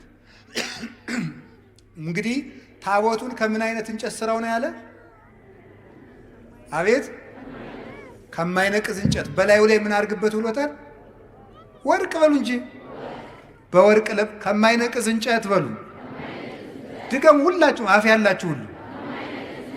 ከምን አይነት እንጨት? በላዩ ላይ ምን ጨምርበት? ወርቅ ጨምርበት። ስንት ቀለበት አድርግለት? 4። በጣም ጎበዞች ናቸው። ከዛ በምኑ ላይ አነጋግርሃለሁ? በስርየት መክደኛው ብሉ እንጂ በሞት ይሄን ድገሙት። አቤት ማን ነው የሚያነጋግረው? እግዚአብሔር ይስጣችሁ። እንግዲህ ታቦት ማናት? እመቤታችን በሉ። ምክንያቱ ለምንድን ነው መሰላችሁ? ዮሐንስ ወንጌል ምዕራፍ 1 ቁጥር 46 ላይ ፊልጶስ ለናትናኤል እንዲህ ብሎታል። ረከብንዎ ለኢየሱስ ዘይብልዎ ማስያዝ ዘጸሐፈ ሙሴ በእንቲአሁ ወነቢያትኒ ተነበዩ ሎቱ አለ። ሙሴ ስለሱ የጻፈለትን ነቢያት የተነበዩለትን ማስያዝ የሚሉትን ክርስቶስን አገኘነው አለ። ማን የጻፈለትን? ጆሮ ሙሴ በሉ እንጂ ማን የጻፈለትን? እግዚአብሔር ይስጣችሁ። ሕፃናት ሁሉ ሙሴ ይላሉ። ደስ ይላሉ እኮ እንደው ሕፃናት እያወሩ ነው የሚሰሙ። እንደ ሴቶቹ እያወሩ ይሰማሉ አይደል? ሰምተው ካላቸው ብዙ ጊዜ የሴቶች ማህበር ወግ ይበዛዋል፣ ግን እያወጉ ይሰማሉ። የሚያስገርማቸው ነገር እኔ ይገርመኛል። እያወሩ የሚሰሙ ሴቶች ናቸው እና መልቲታስክ የሚሸከሙ ጎበዞች ናቸው። እውነት ሐሰት? አዎ በጣም ጥሩ ነው። እሺ ለምንድን ነው እያወሩ እንዲሰሙ አድርጎ የፈጠራቸው ብዬ ሳስበው እኔ ብዙ ልጅ ቢንጫጫባቸው የሁሉንም መንጫጫት እንዲሰሙ ነው መሰል እላለሁ። ያኛው መማየ ማማ ቢል ሁሉንም ይሰሙታል። እና ደግሞ ሴቶች ማህበር ውስጥ ተቀምጠው እየጠጡ ከውጭ ልጅ ቢያለቅስ የልጃቸውን ድምፅ እያወሩ ይሰማሉ። አይገርማችሁም? በጣም ነው የሚገርመኝ። እኔ እናትነት ትልቅ ነገር ነው። ከቃሉ ጋር ናችሁ። ስለዚህ እግዚአብሔር ታቦት ስላለው ታቦት እመቤታችን ናት። መጀመሪያ ከማይነቅዝ እንጨት ማለት ምን ማለት መስላችሁ? ከማይነቅዝ ነቀዝ መብላት ማለት ምን ማለት ነው? መቆንቆን መንቀዝ ምንድን ነው? እርግማን ኃጢአት ማለት ነው። ከማይነቅዝ እንጨት ታቦቱን ስራው አለ። የድንግል ማርያም አካሏ እርግማን የሌለበት ነው። አሁን ቅድም ነግሬያችኋለሁ። ሙሴ ስለሱ የጻፈለትን ኢየሱስን አገኘ ነው አለ። ሙሴ ስለሱ የጻፈለትን ካለ ሙሴ በኦሪት ዘጸአት ኢየሱስ ክርስቶስ አማኑኤል የሚል ስም ተናግሯል? አልተናገረም። ታዲያ ምንድን ነው የተናገራቸው ነገሮች ሁሉ ለማን የተናገሩ ናቸው? ስለ ክርስቶስ በምስጢር የተነገሩ ናቸው ማለት ነው። ስለዚህ ነበር ምን አለ? ትፈቅዱ ትህስሱ መጻሕፍተ ወይመስለክሙ ከመ ቦቶን ዘትረክቡ ሕይወተ ዘላለም እማንቱ ሰማዕቴ። መጻሕፍትን ትመረምራላችሁ በእነሱም ሕይወት የምታገኙ ይመስላችኋል፣ እነርሱ ግን የእኔ ምስክሮች ናቸው አላቸው። ዮሐንስ ወንጌል ምዕራፍ 5 ቁጥር 44 ላይ እንዲህ አላቸው። ሶበሰ አመንክምዎ ለሙሴ እማመንክሙኒ ኪያየኒ። ሙሴን አምናችሁት ሁኑ ኖሮ ቢሆን እኔንም ታምኑኝ ነበር። እስመ ውእቱ ጸሐፈ በእንቲአየ፣ እሱ ስለ እኔ ጽፏልና አለ። ዮሐንስ 5:46 ላይ እሱ ስለ እኔ ጽፏልና ሙሴን ብታምኑ እኔንም ታምኑ ነበር አለ። እንግዲህ በሙሴ የተጻፈው ጽሑፍ ሁሉ ለክርስቶስ ቀጠሮ ነበር ማለት ነው። ገባችሁ? በመናን ለክርስቶስ ቀጠሮ ነበር። በምንድን? በምስጢር ማለት ነው። በምስጢር እንደዚያ ከሆነ ለምሳሌ ኦሪት ዘጸአት ምዕራፍ 25 ስለ ኢየሱስ ክርስቶስ የተጻፈ ነው። እንዴት ተብሎ ነው የተጻፈው? ታቦት እናቱ ቃል እሱ ተብለው ተጽፈዋል ማለት ነው። እናቱ ታቦት እሱ ደግሞ ቃል ተብሎ ተጽፏል።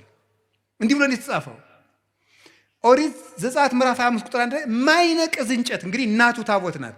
በታቦቱ ውስጥ የእግዚአብሔር ቃል አለ። ክርስቶስ ደግሞ ቃል ነው። በቀዳማዊ ሕልውናው ቃል ይባላል። ዮሐንስ ወንጌል ምዕራፍ 1 ቁጥር 1 ላይ በመጀመሪያ ቃል ነበረ ብሎ ቁጥር 14 ላይ ቃል ሥጋ ሆነ እንዳለ ክርስቶስ ቃል ይባላል። ቃል ይባላል። ስለዚህ በታቦት ውስጥ ቃል አኑርበት ማለት በታቦት በድንግል ማርያም ማህፀን ቃል ወልድ አድሮ ሥጋን ነፍሶ ስግው ቃል ክርስቶስ ሆነ። በተዋሕዶ ራሱን ገለጠ ማለት ነው። ስለዚህ እመቤታችን ታቦት ናት። ክርስቶስ ምን ይሆናል? ቃል ይሆናል።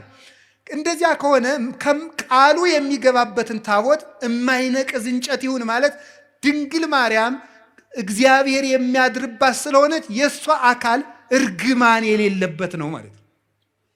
የማይነቅዝ እንጨት ነው። መንቀዝ ማለት ብሌት ማለት እርጅና ማለት ምን ማለት ነው? ኃጢአት፣ እርግማን ማለት ነው። ቅዱስ ጳውሎስ ሁለተኛ ቆሮንቶስ ምዕራፍ 5 ቁጥር 18 ላይ እነሆ በክርስቶስ ሁሉ አዲስ ሆኗል፣ አሮጌው አልፏል ብሏል። አሰስሉ ብሁአ ብሉየ፣ አሮጌውን እርሾ አስወግዱት፣ ከመትኩኑ ለሐዲስ ሐሪጽ፣ ለአዲሱ እርሾ ለክርስቶስ ተዘጋጁ ዘንድ አሮጌውን እርሾ አስወግዱ። እስመ ተሰቅለ በፋሲካነ ክርስቶስ፣ ፋሲካችን ክርስቶስ። አንድም በፋሲካችን ክርስቶስ፣ በፋሲካችን ዕለት ፋሲካችን መሻገሪያችን ክርስቶስ ታርዷልና ይላል ቆሮንቶስ 5 ላይ ሲናገር። አሮጌውን እርሾ አስወግዱ። ስለዚህ አሮጌ ማለት ኃጢአት ማለት ነው። አሮጌ መንቀዝ ማርጀት ማለት ኃጢአት ማለት ነው። እርግማን ማለት ነው። ሞት ማለት ነው። ከማይነቅዝ እንጨት ታቦቱን ስራው ማለት ድንግል ማርያም መጀመሪያም ኃጢአት ሳይኖርባት ነው ያዘጋጃት። እርግማን አልነበረባትም። ከሴቶች ተለይቶሽ አንቺ የተባረክሽ ነሽ ያላት ለዚህ ነበር። ሉቃስ ወንጌል ምዕራፍ 1 ላይ እንግዲያ ምድር ሁሉ የተረገመ ነው፣ እመቤታችን ግን ለይቶ የተባረክሽ ነሽ አለ። ከወንዶች ሳይል ከሴቶች ያለ ለምንድን ነው? እርግማን የመጣ በሴት ነበረ። በሴት ስለነበረ ሴቲቱ ዓለምን ሁሉ የምትወክላት ከሴቶች ተለይቶሽ አንቺ የተባረክሽ ነሽ ሲል ከሰው ዘር በአጠቃላይ ተለይተሽ የተባረክሽ ነሽ ነው። ከማይነቅዝ እንጨት ማለት ይሄ ነው። በወርቅ ለብጠው ምንድን ነው ነው? በወርቅ ለብጠው ማለት ምን ማለት ነው? ልብ ብላችሁ ስሙ የእግዚአብሔር ቤተሰቦች። መጀመሪያ ከማይነቅዝ እንጨት ስራው ማለት እንጨቱ መጀመሪያ በተፈጥሮ ይሄ ሁሉ ታቦቱ ረጅም ዘመን ሲቀመጥ እንዳይነቅዝ ነው። ከማይነቅዝ እንጨት ስራው አለው፣ እንዳይፈርስ ነው። ይሄ ማለት ምን ማለት ነው? ድንግል ማርያም መጀመሪያ አካሏ የአዳም ሸክም የሌለበት እርግማን የሌለበት አድርጎ እግዚአብሔር አዘጋጀው። እንዴት ይሆናል? በእግዚአብሔር ኃይል ይሆናል። ታምር ነው የእሷ ነገር። ከማይነቅዝ እንጨት በወርቅ ለብጠው ማለት ደግሞ ወርቅ የተባለ አንድኛውን ከማይነቅዝ እንጨት ተፈጥሮ ተሰርቶ ደግሞ ወርቅ ሲለበጥበት ታቦቱ ለብዙ ዘመን የሚኖር ይሆናል ማለት ነው። ወርቅ የተባለ የእመቤታችን ንጽህናዋና ቅድስናዋ ነው። የሰራችው ንጽህና ነው። ወርቁ በተፈጥሮ ብቻ አይደለም የሚጠበቀው። ወርቅ እንጨቱ የማይነቅዝ እንጨት ብቻ መሆን አይበቃውም። ወርቅ ጨምርበት። ድንግል ማርያምም መመረጧ ብቻ አይደለም ያስከበራት፣ መመረጧን ተጠቅማ ንጽህና መጨመሯ ነው፣ ራሷ መስራቷ ነው። መመረጥን መጠበቅ እንጂ መመረጥ አያስደንቅም። መምረጥማ የእግዚአብሔር ነው። መምረጥ የእግዚአብሔር ነው። አሁን አንዳንዶቹ ምን ይላሉ? እመቤታችን እኮ እንዲህ ብለን ስናከብራት ማርያም ምን ታደርግ ኖሯል? ሲመርጣት አልመረጥም ልትል ነው? እሷ ባትኖርም እኮ ሌላ ሴት የመምረጥ እድል አለው እግዚአብሔር። እግዚአብሔር ምን ይሳነዋል ይላል እንዴ? የእሷ ነፃ ፈቃድስ? ነፃ ፈቃድ ያላት ፍጡር እኮ ናት። እንጨት ናት እንዴ? ዝም ብሎ አስገድዶ ይመርጣታል? አይመርጣትም። ነፃ ፈቃድ አላት። እግዚአብሔር ስለጠበቃት ነው የምንል ከሆነ እንደዚያ ከሆነ አዳምና ሔዋንም የበደሉ እግዚአብሔር ስላልጠበቃቸው ነው ብለን መልስ ማዘጋጀት እንችላለን። ይሄ ደግሞ እግዚአብሔርም ያ ማለት ለአዳምና ለሔዋን ተጠያቂው እግዚአብሔር ይሆናል። ድንግል ማርያም ንጹሕ የሆነችው እግዚአብሔር ስለጠበቃት ብቻ ከሆነ አዳምና ሔዋንም የወደቁ እግዚአብሔር ስላልጠበቃቸው ነው ማለት ነው።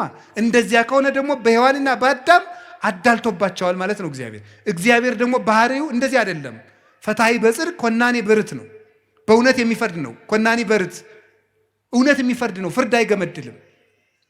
ያ ማለት እኔም ቢሆን የምበድለው እግዚአብሔር ስላልጠበቀኝ ነው ማለት ነው። እንደዚያ ከሆነ ደግሞ ለኃጢአቴ ተጠያቂ ሊያደርገኝ አይገባም ማለት ነው። እመቤታችን ብቻ ከጠበቀ ሔዋንንስ ለምን እንዳትበድል አይጠብቃትም? እግዚአብሔር የማንንም ነፃ ፈቃድ አይሻማም። የድንግል ማርያምንም ነፃ ፈቃድ ያከብራል። የመበደል መብት አይነፍጋትም። እንዳትሳሳት አይከለክላትም። እሷ መጠበቋን መመረጧን አጽንታ በጠበቀች ንጹሕና በጸናች መጠን እግዚአብሔርን በእጁ እየደገፈ ጠበቃት። የመጀመሪያውን እሱ ባርኮ ሰጣት። አካሏን ከማይነቅዝ እንጨቱ አለመንቀዙ በተፈጥሮ የተገኘ ነው። እግዚአብሔር ያነው እንዲያርጎ የፈጠረው። ድንግል ማርያም እርግማን የሌለባት መሆኗ በእግዚአብሔር እጅ ነው። በወርቅ መለበጥ ግን የሰው ነው። ንጽሕና ጨምሮ መኖር ግን የሷ ነው። ስማ አርአያ እግዚአብሔር ይላሉ ሊቃውንቱ። እግዚአብሔር መረጣት ይሉና ቢመርጣትማ ምን ይደንቃል? እንድትመረጡና ብትገኝ ነው እንጂ ይላሉ። እንድትመረጡና ተገኘች።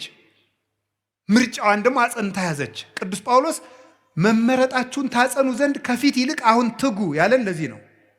ስለዚህ እመቤታችን በወርቅ የተለበጠች ታቦት ናት። እስኪ በሉ በወርቅ የተለበጠች በሉ።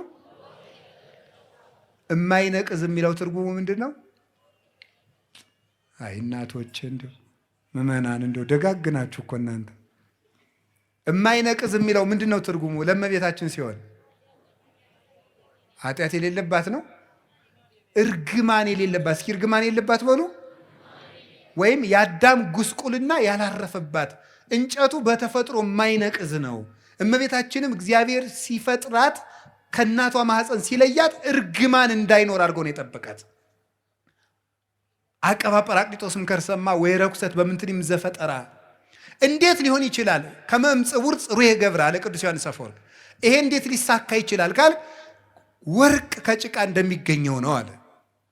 ወርቅን ከጭቃ ታስገኘዋለህ ስታነሳው፣ ወርቁ ውስጥ ግን ጭቃ የለም። ድንግል ማርያም ከተረገመ ባህሪ ስትወጣ እርግማን ጉስቁል የሆነ ባህሪ ግን አልደረሰባትም።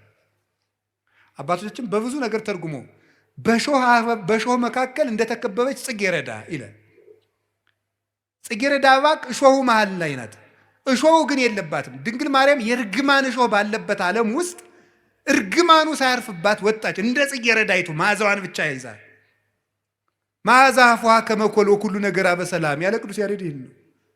አንደበቷ እንደ እንኮይ የሚያምር መዓዛውን ይዛ የወጣች እሾሁ ያልተከተላት ጽጌ ሃይማኖት ዘጸገየት በማእከለ ሐሰዋክ፣ በእሾህ መካከል አብባ የተገኘች የሃይማኖት አበባ መዓዛ ብቻ ያላት እሾሁ ግን የሌለባት የመካከለኛዋ ውብ ጽጌረዳ እመቤታችን ናት። እርግማን ያልነካት።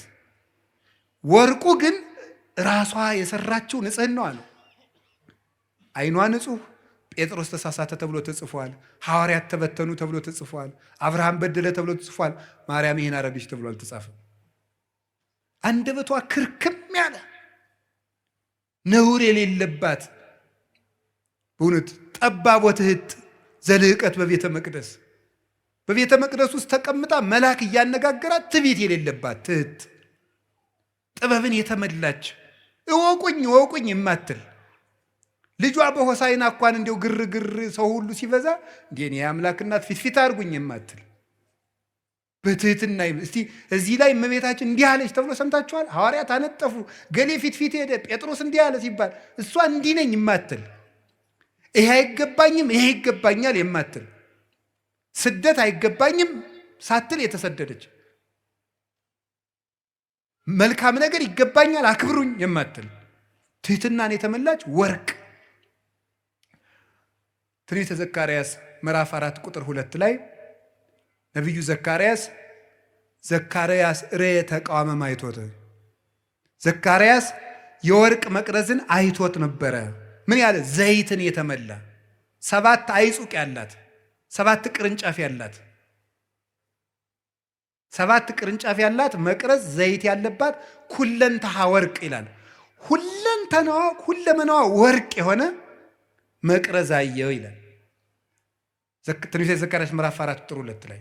ቅዱስ ያሬድ ይህን ወስዶ ይላል ዘሕዝቅኤል እጹት ምስራቅ ዘዘካርያስ ተቃዋም ዘወርቅ ማርያም ኢቲ ዘውዳሴሃ እሙቅ። የሕዝቅኤል የምስራቅ በር የዘካርያስ የወርቅ መቅረዝ ምስጋናዋ ተቀርቶ የማያልቅ ማርያም ናት ይላል።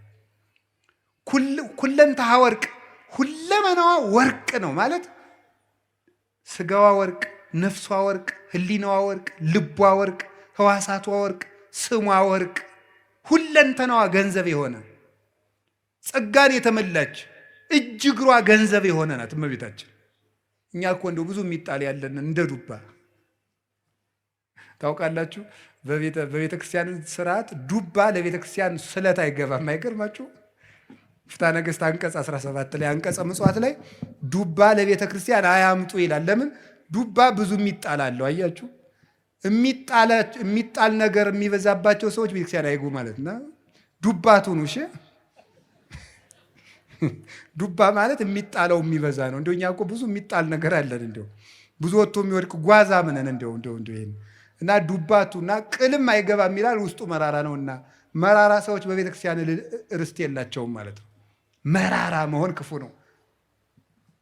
ስለዚህ እመቤታችን ግን የሚጣል የሌላት አልብኪ ነውር ወይ ምንትኒ በላይሌኪ ኩለንታኪ ሰናይት እንተሃቤ ወዳጄ ሁለንተናሽ ውብ ነው፣ ምንም ነውር የለብሽም ብሏታል ልጇ ሰሎሞን። በወርቅ የተለበጠችው ታቦት ማድረግ አንዳች ነገር ያልተገኘባት የቅድስና ማህተም ያተማት የእግዚአብሔር ከተማ የመሰላሏ ጫፍ ላይ ይላል አይደለም እንዴ? የመሰላሏ ጫፍ ላይ እግዚአብሔር ተቀምጦባት ነበር ይላል። መሰላል እመቤታችን ናት። የመሰላሏ ጫፍ አይምሮዋ ነው። አይምሮዋ ውስጥ ህሊናዋ ውስጥ ከእግዚአብሔር ውጭ ምንም ገብቶባት የማታውቅ እንተ ኢርእያ አይነ ንስር ዲያብሎስ ያልተመለከታት የታጠረች ገነት እጹቅ አዘቅተማ ሕይወት የታጠረች አትክልት የተገጠመች የውሃ ጉድጓድ አዘቅተማ ሕይወት የሕይወት ውሃን ያፈለቀች የታተመች የውሃ ምንጭ እመቤታችን ናት። የእግዚአብሔር ታቦት ይሏችኋል ማርያም ናት። 2 ክንድ ከስንዝር ያለው ከአዳም እስከ ኖህ ያለው ጊዜ ነው። እሱ 2256 ዘመን ይሆናል። 1 ክንድ ከስንዝር የሚለው ከኖህ እስከ ሙሴ ያለው ነው 1644 ይሆናል። 1 ክንድ ከስንዝር ቁመት ወርድ ቁመት አቆልቋይ 1 ክንድ ከስንዝር የሚለው ደግሞ ከሙሴ እስከ እመቤታችን 1600 ይሆናል። ይህን ስትገጥሙት 5500 ዘመን። እንዲህ ያለ ታቦት አበጅ ማለት 5500 ዘመን ሲያልቅ የምትመጣ የእግዚአብሔር ማደሪያ ታቦት አለች ማለት ነው። 4 ቀለበት አብጅለት ማለት 4 ቀለበት ማለት አይን፣ ጆሮ፣ እጅ፣ አፍንጫ። ስለዚህ 4ቱን ቀለበት በወርቅ ለብጠው የወርቅ ቀለበት ማብጅለት ማለት እመቤታችን በጆሮዋ አልበደለችም፣ በአይኗ አልበደለችም፣ በአፍንጫዋ አልበደለችም፣ በእጇ ዳሳ አልበደለችም። 4ቱን ቀለበት ወርቅ አድርገው ማለት ሰው የሚበድላቸው በሮቿ ሁሉ የእመቤታችን ንጹህ ናቸው እንደ ጠራ ወርቅ። የስርየት መክደኛ የተባለ ድንግልናዋ ነው። መክደኛ የታተመ ድንግልና ነው። የታተመ ድንግልና በስርየት መክደኛው አነጋገር ስርየት ማለት ይቅርታ ነው። የስርየት መክደኛ ማለት በድንግል ማርያም ድንግልና በኩል እግዚአብሔር ይቅርታን ይዞ መጥቷል። ፈቂዶ ይፈውስ ትዝምደሰብ ተገምረ በማህፀነ ድንግል ታቢዮ ለኩሉ ኃይል እለ በሰማያት ማሂደር ባህርየ ሰብን ነገደ ሰብን ላድን ባለ ጊዜ ከሰራዊተ መላእክት ተሰውሮ በድንግል ማርያም ማህፀን አደረ። እኔ እንደው ማርያም ምን አድርገልኛለች የሚለኝ ሰው ኢየሱስ ነው እንጂ የሚለኝ ሰው እግዚአብሔር ሰውን ላድን ብሎ የት ሄደ ብዬ ነው የምጠይቀው። እግዚአብሔር ሰውን ላድን ብሎ ወደ ማርያም መጣ ነው የማገኘው መጽሐፍ እኮ የሚለኝ። እግዚአብሔርን ሰውን ሊያድን መጣ። እንዲህ አለ እኮ ጌታ እስመ መጻ ወልደ እጓለ እመሕያው ከመ ይህስስ ወያድን ዘተሃጉለ። የሰው ልጅ የጠፋውን ሊፈልግና ሊያድን መጥቷል አለ ማቴዎስ 18 ላይ። የሰው ልጅ የጠፋውን ሊያድን መጥቷል። የሰው ልጅ ክርስቶስ የጠፋውን ሊያድን መጣ። የጠፋውን ሊያድን ሲመጣ ወዴት መጣ? መጀመሪያ ወደ ድንግል ማርያም መጣ። እግዚአብሔር ድህነትን ይዞ ጉዞ የጀመረባት ገብቶ የከተመባት የድህነት ሀገር፣ የፈውስ ሙዳይ፣ የሃይማኖት ከተማ እመቤታችን ናት። ስለዚህ የስርየት መክደኛው ይቅርታ የተገኘበት ድንግልና ያላት የሔዋን ድንግልና ሞት ነበር ያመጣብን። የይቅርታ ድንግልና የማን ድንግልና ይቅርታ አምጥቶልናል? ይቅርታ እኮ ክርስቶስ ነው። ምህረት ክርስቶስ ነው። ጠለ ምህረት፣ የምህረት ዝናብ፣ የምህረት ጠል፣ የምህረት ውሃ፣ የምህረት ፀሐይ፣ የምህረት ብርሃን ክርስቶስ ነው። የምህረት ዛፍ ክርስቶስ ነው። የምህረት ፍሬ ክርስቶስ ነው።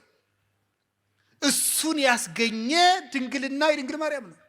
ምህረት የሰጠ ድንግልና፣ ምህረት የፈሰሰበት ድንግልና፣ ምህረትን ዓለም ያሳየ ድንግልና የማርያም ድንግልና ነው። ዝም ብሎ ድንግልና አይደለም። ጓዲድ አብዩቱ ስብሐተ ድንግልናኪ በማርያም ድንግል ፍጽምት በድንጋሌ ሥጋ በድንጋሌ ነፍስ ህትምት የምትሆኝ እመቤታችን በክብረ ወሊድ ላይ የተሰጠች ክብረ ድንግልና አብይ ነው፣ ብዙ ነው፣ ገናና ነው ይላሉ ሊቃውንት ውዳሴ ማርያም ሲተረጉሙ። እናንተ ምን አለባችሁ? አይበርዳችሁ፣ አይሞቃችሁ። እናንተ ኳስ ነው የሚደንቃችሁ። እንዲሁ ተጃጅላችሁ ያለቃችሁ ሰዎች ይቅር በሉኝ እሺ። ገሎ ማዳን ዘይቤ ማለት ነው። እሺ ከቃሉ ጋር ናችሁ። እግዚአብሔር ከሁላችን ጋር ይሁን። እና ይሄ እስቲ የስርየት የድንግል ማርያምን ድንግልና የስርየት መክደኛ በሉት። በእውነት በሉ እንጂ የስርየት መክደኛ ያለበት ምክንያት ድንግልናዋ ማህተመ ድንግልናዋ ስላልተፈታ ነው። ስርየት የተባለ ደግሞ ይቅርታን ለዓለም ያወጣ ድንግልና የእመቤታችን ድንግል ነው። እኔ እውነቴ ነው። አይ ካህናት የታደሉት እመቤቴ ለማኅፀንኪ እግዝእቴ በረከቱ እፈቱ እግዚአብሔር ዘተጸውረ ቦቱ ይላሉ። እመቤት የማርያም ሆይ የማኅፀንሽን በረከት እፈልገዋለሁ፣ ይድረሰኝ የማኅፀንሽ በረከት። እግዚአብሔር ያደረበት ወደዚች ምስራቅ የማይዞር ማን ነው? ፀሐይ ጽድቅ ኢየሱስ ክርስቶስ ወጥቶ የሚያጽደለድልባትን ያችን ምስራቅ ዘወር ብሎ ማየት የማይፈልግ የጨለማው ልጅ ካልሆነ በቀር እሱ ማን ነው? መዞር የሚያሰኘኝ እኔ ወደ እመቤታችን ነው። ወደ እሱ ያልዞርኩ ወዴት ልዞር ነው ዛሬ? የስርየት መክደኛ በስርየት መክደኛው አነጋግርሃለሁ። በሉ በስርየት መክደኛው በሉ እመቤታችን ድንግል ላይ መክደኛው ማለት ታቦቱና ታቦቱ የሚጋጠምበት መግጠሚያው ላይ ነው። ጫፉ የታችኛውና የላይኛው የሚጋጠምበት መግጠሚያው። ይሄ የስርየት መክደኛ የእመቤታችን ድንግልና ነው። የስርየት መክደኛ የተባለበት የእመቤታችን ድንግልና መጀመሪያ ብቻ ክርስቶስን ወልዶ ያቆም አይደለም፣ ዘላለም ይቅርታን ያሰጣል። ከልጇ ጋር እያስታረቀ እንማጸንበታለን። ባቀፉህ እጆቿ፣ በሳሙ ከንፈሮቿ፣ ባዘነ ጀርባዋ፣ በወሰነችው ማኅፀኗ ብለን እንማጸናለን። ዛሬም ይቅርታን ይሰጠናል። ስለዚህ የድንግል ማርያም ማኅፀኗ የይቅርታ ማኅፀን ነው። አነጋግርሃለሁ ማለት ምን ማለት ነው? የድንግል ማርያም ማኅፀን የሃይማኖት መስበኪያ ነው። የሃይማኖት ምስክር ነው። የእምነት መግለጫ ነው። ወትሜህሮሙ ሰጊደ ለስሉስ ማህያዊ፣ ለማህያዊ ሥላሴ ስግደትን የምታስተምርላቸው ናት። ድንግል ማርያም እምነትን የምትገልጥ ናት እንጂ እምነትን የምትጋርድ አይደለችም። እመቤታችን ዘላለማዊ ድንግልና ነው ያላት። የስርየት መክደኛው አይፈታም። ለምንድን ነው የማይፈታው? አካላዊ ቃል ነው የገባበት። የእግዚአብሔር ቃል ነው ያደረበት። ለምን ሲባል እግዚአብሔር የሚነጋገርበት የስርየት መክደኛ ነው። ያ ማለት የድንግል ማርያም ማኅፀን የእምነት ሰባኪ ነው። እንዴት ነው የሚሰብከው? ሳትወልድ ድንግል ናት። እስኪ ሳትወልድ ድንግል በሉ። ስትወልድ ድንግል በሉ። ስትወልድ ድንግል በሉ። እሺ ከወለደች በኋላ ድንግል በሉ። እስኪ እንደገና ደግማችሁ ንገሩ። ያው ሶስቱንም ንገሩኝ እንጂ። እሺ ከወለደች በኋላ ይሄ ማለት ምን ማለት ነው? በስርየት መክደኛው ምን እልሃለሁ ነበር ያለ? ዘብዛባ ሁኜ እንዳይመስላችሁ እሺ። ነገርን ከነገር ለማገናኘት ነው የምደግመው። እሺ በስርየት መክደኛው ምን አረጋለሁ ነው ያለው? የስርየት መክደኛ ያልነው በሐዲስ ኪዳን ሲተረጎም ምንድን ነው? የእመቤታችን ምንድን ነው? ድንግልናዋ ነው የስርየት መክደኛ። ስርየት የተባለ ይቅርታን የሰጠ ክርስቶስ ከማን ስለተወለደ ነው? ከእመቤታችን ስለተገኘ። እንደዚያ ከሆነ ሳትወልድ ምንድናት? ድንግል በሉ። ቀጥሉ። ስትወልድ ከወለደች በኋላ ለምን በሉ እንጂ። ምን ያደርጋል ይሄ ስትሉ፣ ለልጇ ምስክር ስለሚሆን። ምን? ኢየሱስ ክርስቶስ ሳይወለድ አምላክ በሉ፣ ሲወለድም አምላክ፣ ከተወለደ በኋላም አምላክ። ስለዚህ ዕብራውያን 13 ቁጥር 8 ላይ ኢየሱስ ክርስቶስ ዘትማልሙ ወክም መውቱ እስከ ለዓለም፣ ኢየሱስ ክርስቶስ ትናንትም ዛሬም እስከ ዘላለሙ ድረስ ያው ነው ይላል። ያው ነው። ሳትወልድ ድንግል፣ ሳይወለድ አምላክ፣ ስትወልድ ድንግል፣ ሲወለድም አምላክ፣ ከወለደች በኋላም ድንግል፣ ከተወለደ በኋላም አምላክ። ድንግልናዋ አለመለወጡ የልጇ አምላክነት ላለመለወጡ ማስረጃ ነው ማለት። ለማይለወጠው ልጇ ምስክር እንድትሆን እሱ ሰው ቢሆንም አምላክነቱ ስላልተለወጠ እሷም ብትወልድም ድንግልናዋ አልተለወጠም። ለልጇ ምስክር ናት። በስርየተ መክደኛው አነጋግርሃለሁ ማለት አለመለወጤን የማልለወጥ አምላክ መሆኔን በማይለወጠው በእናቴ ድንግልና እነግርሃለሁ፣ አስተምርሃለሁ ማለት ነው። ቅዱስ ዮሐንስ አፈወርቅ ሃይማኖተ አበው ምዕራፍ 67 ቁጥር 31 ላይ እንዲህ ይላል፣ እሰብክ መንገለ ድንግልናሃ ለማርያም እንተ ትከውን ስም አለቃል ይላል። ለቃል ምስክር በምትሆን በድንግል ማርያም ድንግልና ክርስቶስን እሰብከዋለሁ ይላል። ለቃል ምስክር በምትሆን በድንግል ማርያም ድንግልና ክርስቶስን እሰብከዋለሁ። የድንግል ማርያም ድንግልና የክርስቶስ መስበኪያ ነው። ድንግልናዋ አልተለወጠም። ለምን? እሱም ሰው ሲሆን አልተለወጠምና። የማይለወጥ አምላክ መሆኑን ለማስረዳት የእናቱን ድንግልና ሳይለውጥ ተወለደ። ትንቢተ ሚልክያስ ምዕራፍ 3 ቁጥር 5 ላይ አንሰ እግዚአብሔር አምላክክሙ ዘኢይትዌለጥ፣ እኔ የማልለወጥ አምላካችሁ እግዚአብሔር ነኝ፣ እኔ እግዚአብሔር አምላካችሁ አልለወጥም ብሎ ነበር። የማይለወጥ አምላክ መሆኑን ለማስረዳት ከእናቱ ሲወለድም ድንግልናዋን እንዳይለወጥ ጠበቀ።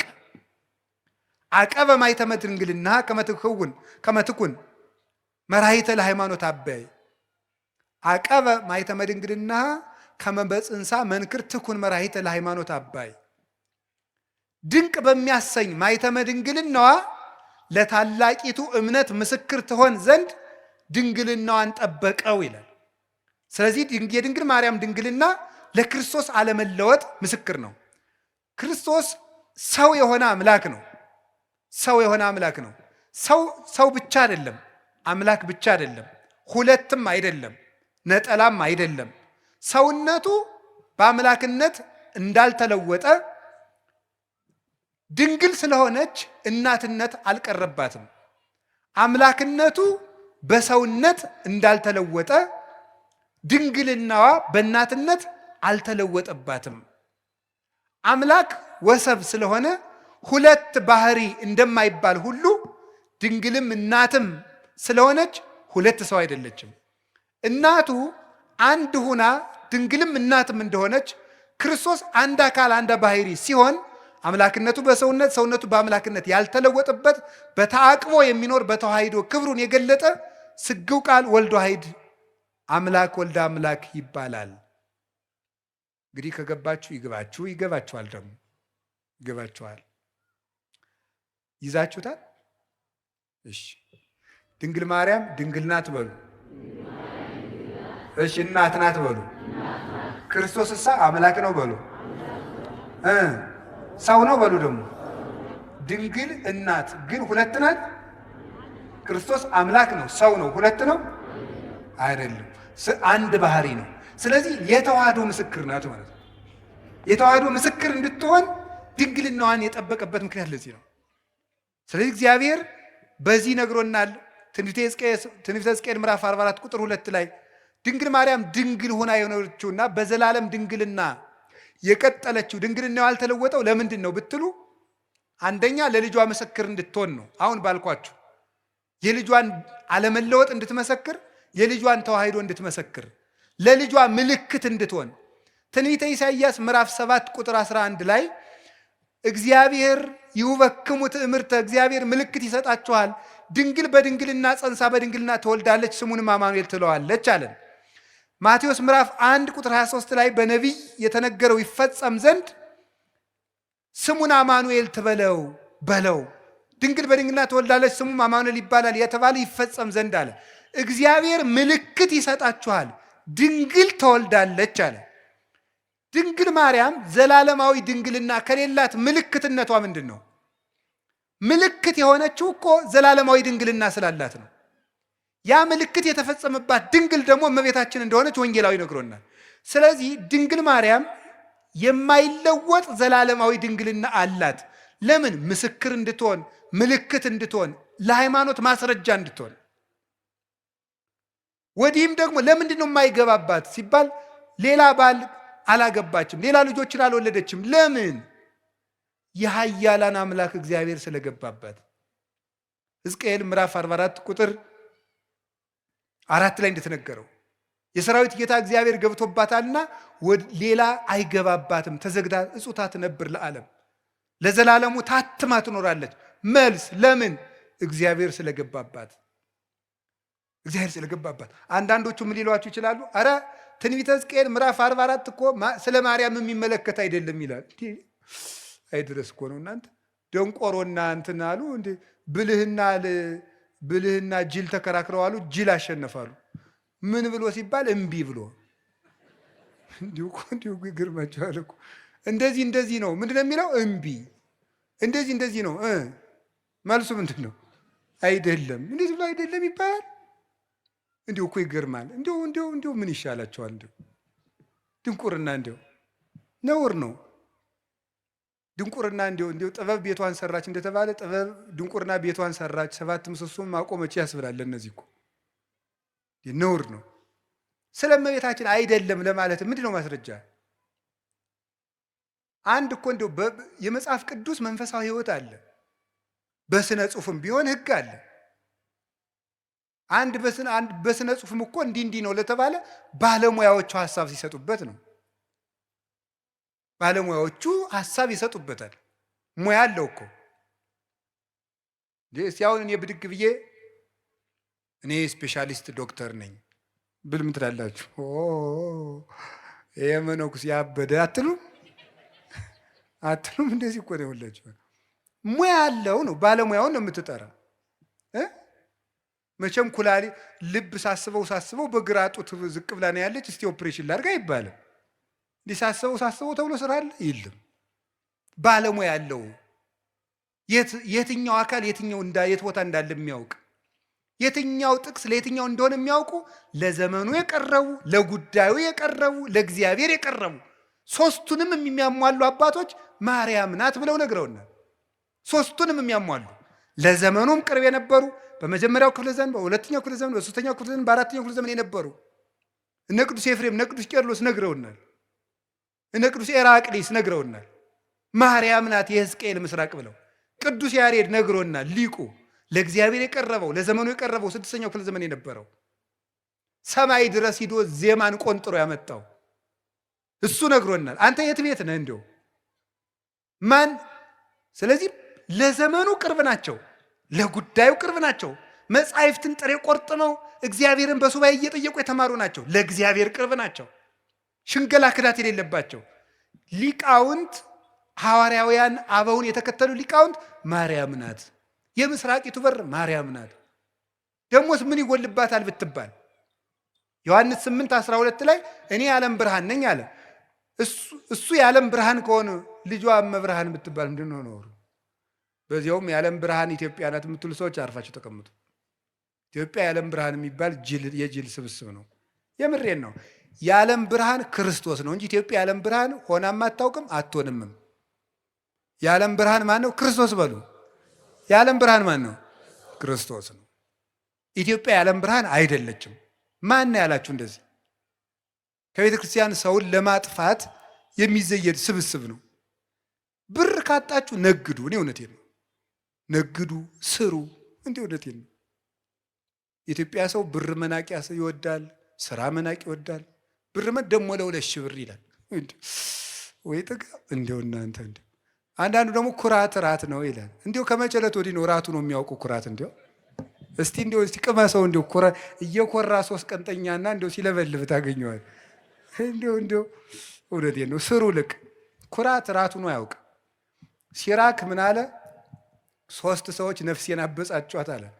ሴሰኛ ሽማግሌ፣ ንፉግ ባለጸጋ እና ትዕቢተኛ ድሃ እንዲሁ ነፍሴን አበሳጯታል።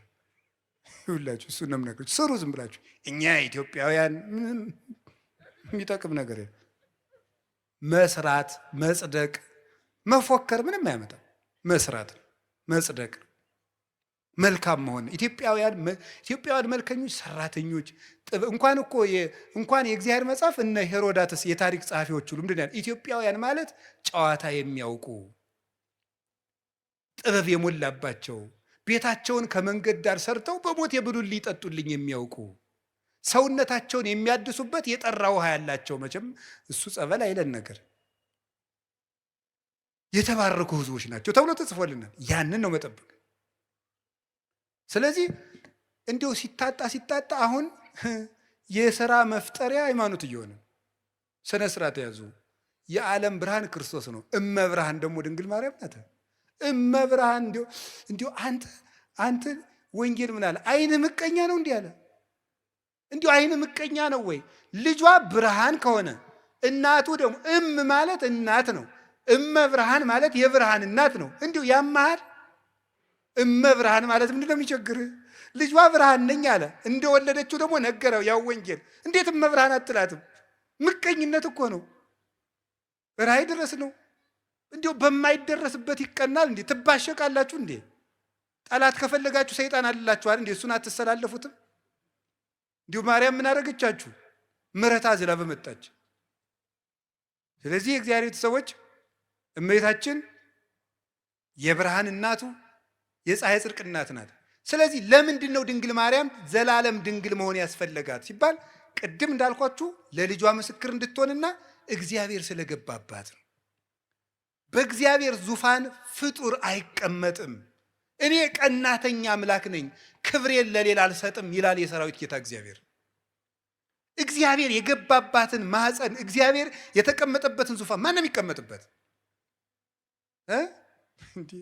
እስቲ በሉ እንዲ አሁን የቀበሌ አስተዳዳሪ በወረዳ አስተዳዳሪ ወንበር ይቀመጣል? እስቲ ሂድና ሞክራት። አሽሮ ይለቃል።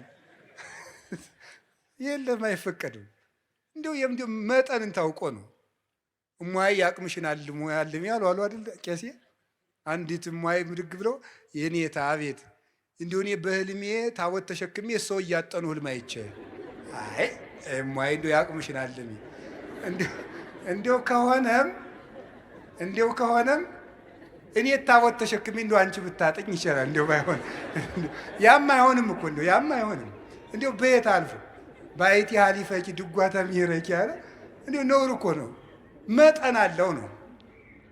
አዎ እግዚአብሔር አባቶች ይላሉ በጳጳስ ወንበር ኤጲስቆጶስ አይቀመጥም፣ በንጉሥ ወንበር መስፍን አይቀመጥም።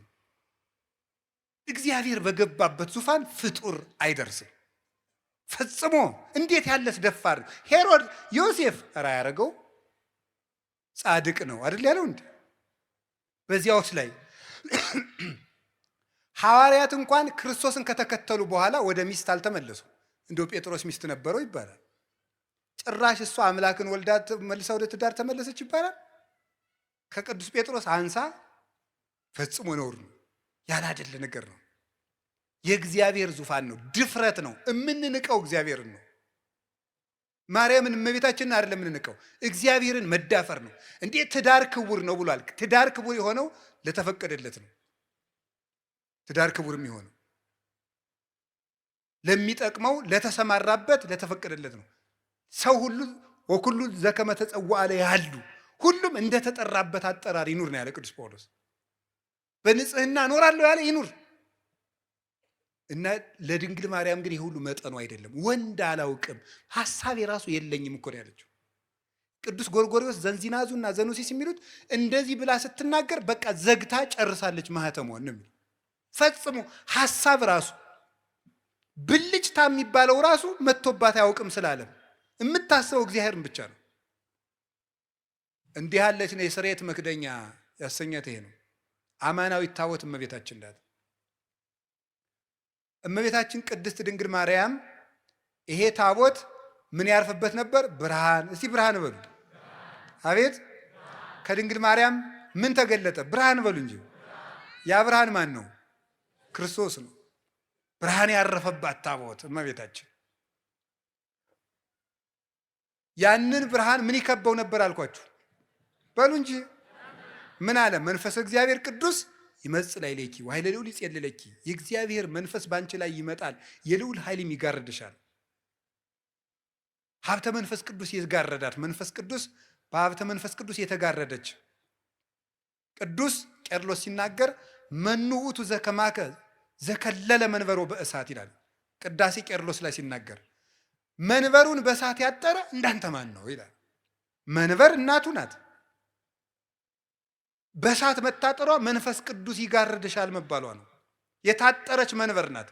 ያችን እሳት ደፍሮ እንኳንስ ኧረ ተው ጎበዝ፣ እንኳን እመቤታችንን እኮ የሰማዩን ዙፋን እንኳን እናቷ አይደለም እኮ ያ ዙፋን፣ ያንን እኮ ኪሩቤል ፊታቸውን ሸፍነው ነው ማየት አይቻልንም ብለው ማርያም እመቤታችን እንኳን ሊዳስሳት ሰው በስጋዊ ፈቃድ ሊቀርብ ይቅርና የሰማዩን እንኳን ማየት አልተቻላቸውም። ይቺ ደግሞ እናቱ ናት።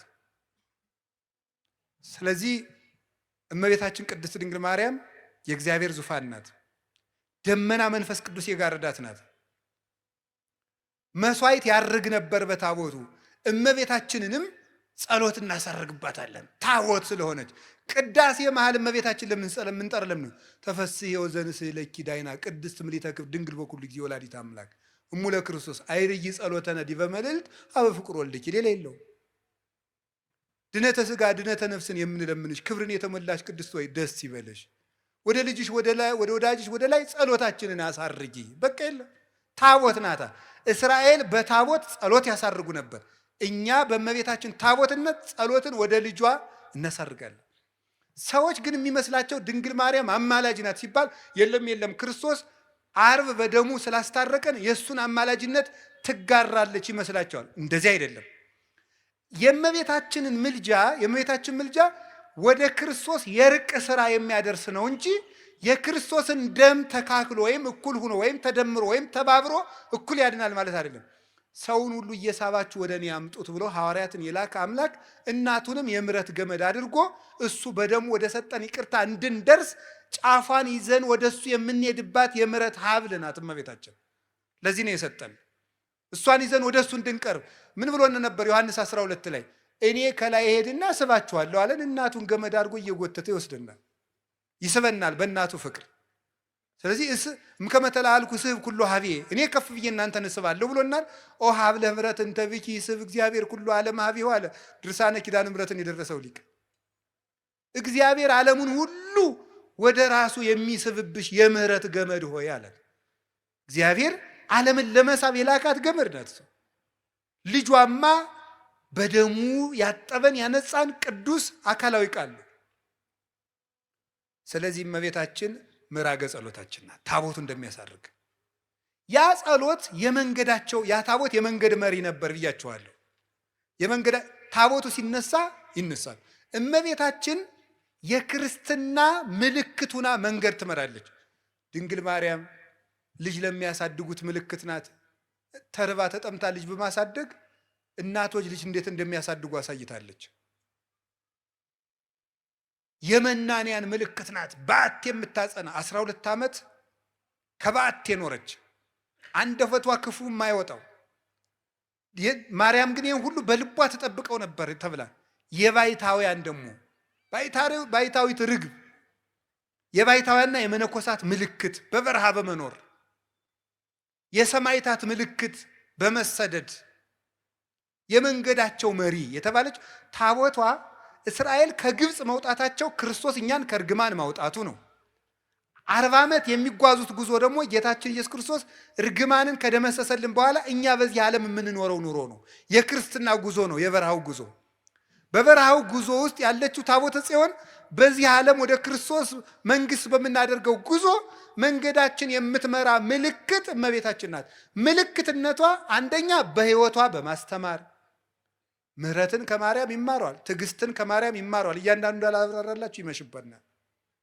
ጸሎትን ከሷ ይማሯል፣ ደስታን ከሷ ይማሯል፣ ድህነትን ከሷ እንማራለን። ድህነትን ማለት ድሃውን ማታማርር ራሷን ድሃ ያደረገች ትሕትናት የተመላች።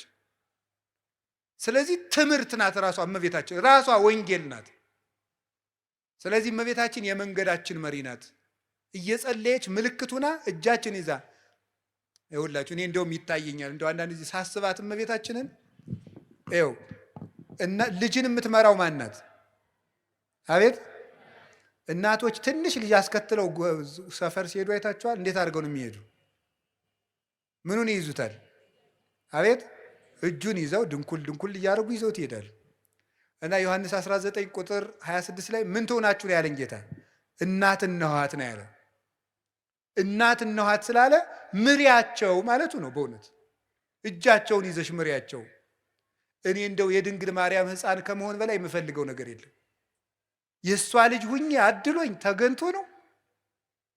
እነዚያ መለኮትን ዳሰው አቅፈው አጥብተው ያሳደጉ እነዚያ እጆች፣ የሚያበሩ እጆቿ አዋን አግኝቼ እጄን ይዘው ጎትተውኝ ነው። እግዚአብሔር የሰጠን እድል ነው እኮ እንደውም የድንግል ማርያም ልጅ መሆን። የእሱም ትሕትናው ነው። የእኔ እናት ለእናንተ ምናት ትሆናችሁ። ልጅ አልሆንም ይባላል? ነውር ነው በእውነቱ። የሽማግሌዎች ሽበት ለልጆች ዘውድ ነው ተብሎ እኮ ተጽፏል። መጽሐፈ ምሳሌ ምዕራፍ 23 ላይ የሽማግሌዎች ሽበት ለልጆች ዘውድ ነው። አባትነት፣ እናትነት ክብር እኮ ነው። የድንግል ማርያም እናትነት ደግሞ ልዩ ነው እና ድንግል ማርያም የመንገዳችን መሪ ናት። ጠፍተን እንዳንቀር ምልክቱ ናት። እምራን እመቤታችን የመንገድ መሪ። ከዛስ ምናቸው ናት? ያቺ ታቦት አሻጋሪያቸው ናት። ዮርዳኖስን እንዲሻገሩ። ዮርዳኖስ የጥምቀት ምሳሌ ነው። በልጇ ጥምቀት እንድናገኝ ከብሉይ ወደ ሐዲስ እንድንሸጋገር፣ ብሉይ ሲያልቅ ሐዲስ ሲጀመር የመካከለኛዋ እናት እሷ ናት። የዘመን መጨረሻ የዘመን መጀመሪያ ዓመተ ምሕረት 2000 በሉ ጨምሩበት። የዘንድሮን ዓመተ ምሕረት ዓመተ ምን እንደው እግዚአብሔር እኛስ የማታ ዓመት አድርገነዋል። የምሕረት ያርግልን መድኃኔዓለም። እንደው እኔ የሚገርመኝ ሰው የደበደበው ሰውዬ ሁሉ ዓመተ ምሕረት ብሎ ደብዳቤ ሲጽፍ ነው። ዓመተ ምሕረት ይላል። ሚስቱ ጋር ተጣልቶ ነው ዓመተ ምሕረት የሚለው። እሱ ሚስት ጋር ታረቅ አላረገውም እያለ ዓመተ ምሕረት ብሎ ይጽፋል። እንዲሁ ሰው እኮ የሚያረገው ነው ያውቀው። የምሕረት ዓመት ውስጡን አንተ ምሕረት አታረግም፣ አትታረቅም። እስቲ ዓመተ ምሕረት በሉ እና ታረቋ። የምሕረት ዓመት ውስጥ እንዴት የፍዳ ዓመት ታደርጉታላችሁ? መታረቅ አለብን። ዓመተ ምሕረት ዓመተ ምሕረት ብለን እኮ መቁጠር የጀመርነው ድንግል ማርያም ከማኅፀኗ ክርስቶስ ከተወለደ ጀምሮ ምሕረት መቁጠር ያስጀመረችን ናት እመቤታችን። አንዱ ሔዋን እኮ ፍዳ መቁጠርን ያስጀመረችን ዓመተ ምሕረት ምሕረት እንድንቆጥር ያደረገችን እናት ማን? እመቤታችን። ከቃል ጋር ናቸው። ሸክም እንዲቀል ያስጠራችንም ናት። የምሕረት ደብዳቤ ናት። እንዲሁ እግዚአብሔር እውነቴን ነው ምሕረት ሊሰጠን ሲል ድንግል ማርያምን የምሕረት ደብዳቤ አድርጎ አስቀድሞ ላከልን። ከሷ ደግሞ ምሕረት መጣ፣ ይቅርም አለን፣ በደሙም ታረቀን። እንግዲህ ወደ እግዚአብሔር አብ እንገባ ዘንድ ድፍረት አለን አለ ቅዱስ ጳውሎስ። እንዴት? እስመ ተሳሃለነ በሞተ ወልዱ፣ በልጁ ሞት ይቅር ብሎናልና። ለምን? በልጅ ደም የታረቁት እርቅ ጽኑ ነውና ይላሉ ሊቃውንት። አብ እንግዲህ በልጁ ደም ታርቆናልና እንግዲህ ሞገስ አግኝተናል ወደ ሰማይ እንድንገባ፣ ይህን ይቅርታ እንድናገኝ ምሕረት እንዲህ የተጀመረበት ማኅፀን ያላት እመቤታችን ናት። ስለዚህ ጥምቀት ዮርዳኖስን ታቦትን ተሸክመው ዮርዳኖስ ተሻገሩ ማለት የእመቤታችን ምልጃ ረድኤቷን ተጠግተን በልጇ ስም እንጠመቃለን። በእሷ ስም እንጠመቃለን አላለም።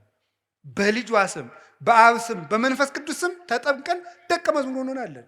ታቦቷን ግን ሳንጥላት ሳንረሳት ነው የምንሻገር። ከዚያስ ግንብ ሲፈርስ ታቦቷን ተሸክመው ነበረ። ግንብ ሲፈርስ ታቦቱን ተሸክመው የሚያፈርሰው እግዚአብሔር ነው። እግዚአብሔር እንዲያፈርሰው ግን እልልታውን የሚያቀርቡት ታቦቱን ተሸክመው ነው። አሁን እዚህ ቅዳሴ ላይ ምን ይላል ካህኑ? ስብሐት ወክብር ለስሉስ ቅዱስ ይደሉ። መልሱ እንጂ እንደዚህ እያደረገ ቤተ ክርስቲያኑን ምን ይለዋል? ይዞረዋል አይዞረውም? ይዞረዋል አሉ ሕፃኑ። ምን እንደሆነ እኮ አይገባቸውም ሕፃናት፣ ግን እኔ እንዲሁ ይገርሙኛል። ይዞረዋል አይዞረውም? ዙሮ ሲጨርስ ምን እያለ ይገባል መሰላችሁ? መጨረሻ እናንተ አሰሙትም እንጂ ግዕዝ እንዲሁ ይገርማል። ጀርመን እንግሊዘኛ ግዕዝ በፒኤችዲ ትሰጣለች። እናንተ ደህና ዋላችሁ አታውቁም እዚህ ተቀምጣችሁ። እና ዙሮ ሲጨርስ እንደዚህ አጥኖ ዙሮ ሲገባ ምናል እግዚአብሔር አምላኬ በከማና አልከ ጥቅማ ለኢያሪኮ በሄደ ኢያሱ ገብርከ ወልደ ነዌ ከማዋንል ጥቅማ ኃጢአቴ ወኃጢአቶሙ ለኩሎሙ ሕዝብከ ይላል። አቤቱ ፈጣሪ እግዚአብሔር ሆይ በባሪያህ በኢያሱ እጅ የኢያሪኮን ግንብ እንዳፈረስክ በእኔ በባሪያህ እጅ የሕዝብህን የኃጢአት ግንብ አፍርስ ይላል። አጥኖ ሲገባ ነው። እዚያ መቅደሱ ሲገባና ተፈሥሒ ተፈሥሒ ተፈሥሒ ማርያም ምልዕተ ጸጋ ታቦቱን ተሸክመው አይደል ግንቡን የዞሩት። ተፈሥሒ ተፈሥሒ ማርያም ምልዕተ ጸጋ ይላል። እግዚአብሔር ምስሌኪ ግንቡን የሚያፈርሰው እግዚአብሔር፣ የሚዞሩ ግን እልልታውን የሚያቀርቡት በታቦቱ። ኃጢአታችን ይቅር የሚለን የሚደመስስልን ልጇ ክርስቶስ ይቅር በለን ብለን ጸሎታችን የምናሳርግባት ታቦት እመቤታችን የኃጢአታችን ግንብ እንዲፈርስ ተሸክመናት የምንዞራት ታቦታችን ናት። የሚያፈርስልን ግን ልጇ ነው። ይቅር የሚለን እሱ ነው። ከዚያት ርስት ይዘዋት የገቡ ታቦት እስቲ በሉ ርስት በሉ። ስለዚህ እመቤታችን መንግስተ ሰማያት ይዛን የምትገባ ታቦት ናት። ያችኛይቱ ርስት የመንግስተ ሰማያት ምሳሌ ስለሆነች ዳጎንን የቀጠቀጠችው ታቦት ተሰዳ ዳጎንን የቀጠቀጠች ማለት ድንግል ማርያም ተሰዳ ዲያብሎስ እንዲቀጠቀጥ በልጇ ታቦተ ጽዮን ያንን ዳጎን የቀጠቀጠችው በላይዋ ላይ በተጻፈው የእግዚአብሔር ቃል ነው። ድንግል ማርያምም አካላዊ ቃልን አዝላ ወደ ግብፅ ወደ ኢትዮጵያ ተሰዳ ዲያብሎስ በልጇ ኃይል እንዲቀጠቀጥ አድርጋለች።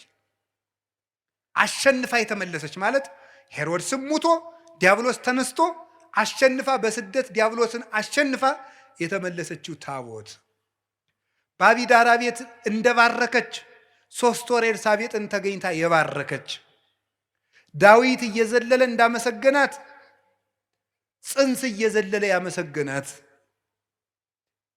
ማናት? ይቺ እመቤታችን። መጨረሳት በወርቅ የተለበጠች ናትና ታቦቱ አይነቅዝም። በወርቅ የተለበጠ ነውና በሉ ታቦቱ ምን አይልም። መጀመሪያ ምን የማይል እንጨት ነበር፣ ኋላ በምን ተለብጧል? ስለዚህ ይነቅዛል። እመቤታችን መጀመሪያም እርግማን ሳይኖርባት ነው የፈጠራት። ኋላም ራሷ አልበደለችም። ሞት ደግሞ የኃጢአት ደመወዝ ነው። ሮሜ ምዕራፍ 6 ቁጥር 4 ላይ የኃጢአት ደመወዝ ሞት ነው ይላል። እመቤታችን ደግሞ አልበደለችም። ስለዚህ ሞት በእመቤታችን ላይ ስልጣን የለውም። ስለሌለው እመቤታችን አርጋለች። ለምን? ታቦት ስለሆነች።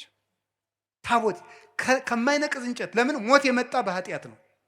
አዳም መሬት ነህና መሬት ግባ፣ መሬት ተመለስ የተባለው ስለበደለ ነው። እሷ ደግሞ ከዚያ በደል ነፃ ናት። ራሷም አልበደለችም። ስለዚህ የሞት ርስት በድንግል ማርያም ላይ የለም።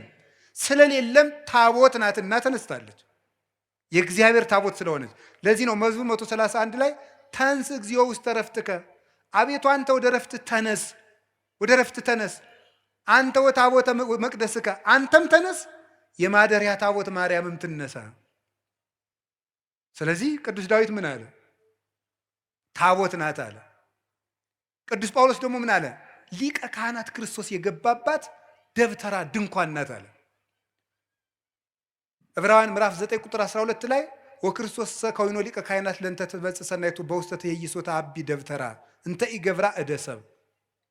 ክርስቶስ ግን ሊቀ ካህናት ሆኖ ሲመጣ የሰው እጅ ወዳልሰራት መቅደስ ገባ ይላል። ሊቀ ካህናት ሆኖ ሲመጣ ደብተራ፣ የሰው እጅ ወዳልሰራት፣ ደብተራ ማለት ድንኳን ነው። ደብተራ ብላችሁ ሰው አትሳደቡ። ደብተራ ማለት ድንኳን ማለት ነው። እንዲሁም ትርጉም የሌለው ነገር እኮ የምታወሩት። ደብተራ ማለት ድንኳን ማለት ነው። ምን እያላችሁ ነው? እንዲሁ ይገርማል። ሰማችሁ? እንዲህ ግዕዝ እኮ ነው። የማታውቁት ልም ታወራለችሁ። ደብተራ ድንኳን ማለት ነው። ድንኳን ደግሞ የኦሪቲቱ ቤተ መቅደስ ናት ደብተራ የተባለች። ከዚያም እመቤታችን ናት። የሰው እጅ ወዳልሰራት መቅደስ ገባ አለ። ልብ ብላችሁ ስሙ። በብሉይ ኪዳን መቅደሱ ይፈርሳል። ለምን በሉ? የሚሞት ሊቀ ካህናት የሚያገለግልበት መቅደስ ስለሆነ። ክርስቶስ ግን ዘላለማዊ ሊቀ ካህናት ነው። ሞት በሱ ላይ ስልጣን የለውም። እነዚያን ሞት እስመ ይስዕሮሙ ሞት፣ እነሱን ሞት ይሽራቸዋል። ዕብራውያን 7:25-27 እነሱን ሞት ይሽራቸዋል። እሱን ግን ሞት አይሽረውም። ክህነቱም የዘላለም ነው። እሱ የዘላለም ካህን ሊቀ ካህናት ስለሆነ እሱ የገባባት ቤተ መቅደስ ደግሞ የማትፈርስ ቤተ መቅደስ ናት። እሱ የባረካት ታቦት ናት። ስለዚህ ሊቀ ካህናቱ እንደማያልፍ ሁሉ ክርስቶስ የዘላለም ሊቀ ካህናት እንደሆነ እሱ የገባባት መቅደስም የዘላለም መቅደስ ናት። መቅደስ እንተ ይትትነሰት ደብተራ ፍጽምት ዘጳውሊ ዘይገብራ ወማይደሩ በጽድቅ ዘገብራ ካህሊ ለሰራት ላዘጋጃት ሁሉን ለሚችል ለሱ ማደሪያው የሆነች የቅዱስ ጳውሎስ ፍጽምት ድንኳን ማርያም ናት አለን ቅዱስ ያሬድ። አባቷ ዳዊት እየዘመረላት የልጇ ሎሌ አባቷ ዳዊት እየዘመረላት ፈለሰት ዘይበሊ ሀበዘ ይበሊ ከሚፈርሰው ወደማይፈርሰው ዓለም አረገች። ለምን? ፍጽምት ድንኳን ስለሆነች፣ እማትፈርስ መቅደስ ስለሆነች፣ እማትነቅዝ ታቦት እንጨት ስለሆነች፣ በወርቅ የተለበጠች ስለሆነች ያቺ ታቦት ታየች። ቅዱስ ዮሐንስ ወንጌላዊ በራእይ የእግዚአብሔር ታቦትን አየዋት ያለን ታቦት እቺ ነበረች። ድንግል ማርያም ከሞት የተነሳችው ለምንድን ነው ከተባለ ታቦት ስለሆነች፣ የእግዚአብሔር ታቦት ስለሆነች ተነሳች። ያችኛይቱ ታቦት ትማረካለች፣ እንዲህ ትላለች። ለምን? የሚሞት ሊቀ ካህናት የሚያገለግልባት መቅደሱ ይፈርሳል። የሚሞት ሊቀ ካህናት ይችሳ ኦ መቅደስ እንተባቲ ተክህነ እግዚአብሔር ብቻ ለገባባት መቅደስ አንክሮ ይገባል ይላል ኤራቅሊስ ሃይማኖተ አበው ምዕራፍ 49 ላይ ሲናገር እግዚአብሔር ብቻ ላገለገለባት መቅደስ አንክሮ ይገባል። እግዚአብሔር ብቻ የገባባት መቅደስ ድንግል ማርያም ናት። ወደ እሷ ገባ፣ አገለገለባት። እሱ ብቻ የገባባት ናት፣ ሌላ አይገባባትም። ሞትም ሊደፍራት አይችልም።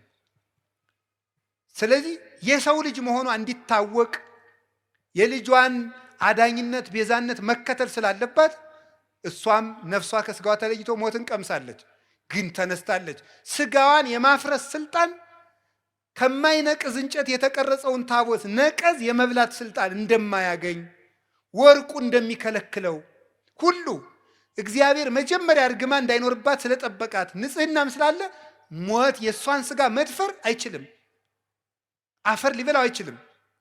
ስለዚህም ተነሳች። ተነስታም ዮሐንስ ወንጌላዊ ታቦት ስለሆነች አየኋት አለ። አይ ታቦት ናት ያችማ ስንል ደግሞ ያችን ታቦት ሰው ናት ብሎ ነቁጭ አለ። ራዕየ ዮሐንስ ምዕራፍ 12 ቁጥር 1 ላይ በሰማይ ታላቅ ምልክት ታየ፣ ብእሲት እንተ ትለብስ ፀሐይን የለበሰች ወርኅታይተ ገሪሃ ጨረቃ ከእግሯ ስር ያለች ወከዋክብት በዲበ ርእሳ በራሷ ላይ ከዋክብት ያሉላት ሴት አየች አለ። ዮሐንስ 11 ላይ ታቦት አየዋልና 12 ላይ ሴት አየዋለ። ያችም ማናት? ፀሐይን የለበሰች ናት።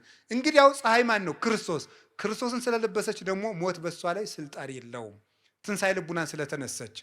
እንግዲህ የሁላችሁ አካላዊ ቃል ያደረባት ጸሎታችን የምታሳርግ ድንግልናዋ የሚያስተምር ብርሃን የሰፈረባት ደመና መንፈስ ቅዱስ የሚገባት መንገድን የምትመራን የምታሻግረን የኃጢአታችን ግንብ እንዲፈርስ የምታማልደን ርስት የምንወርስባት ሞት በሷ ላይ ስልጣን የሌለባት በክብር ያረገች እናት የእግዚአብሔር ታቦት ይሏችኋል። ማርያም ናት። ወስብሐት ለእግዚአብሔር። ይቆየን።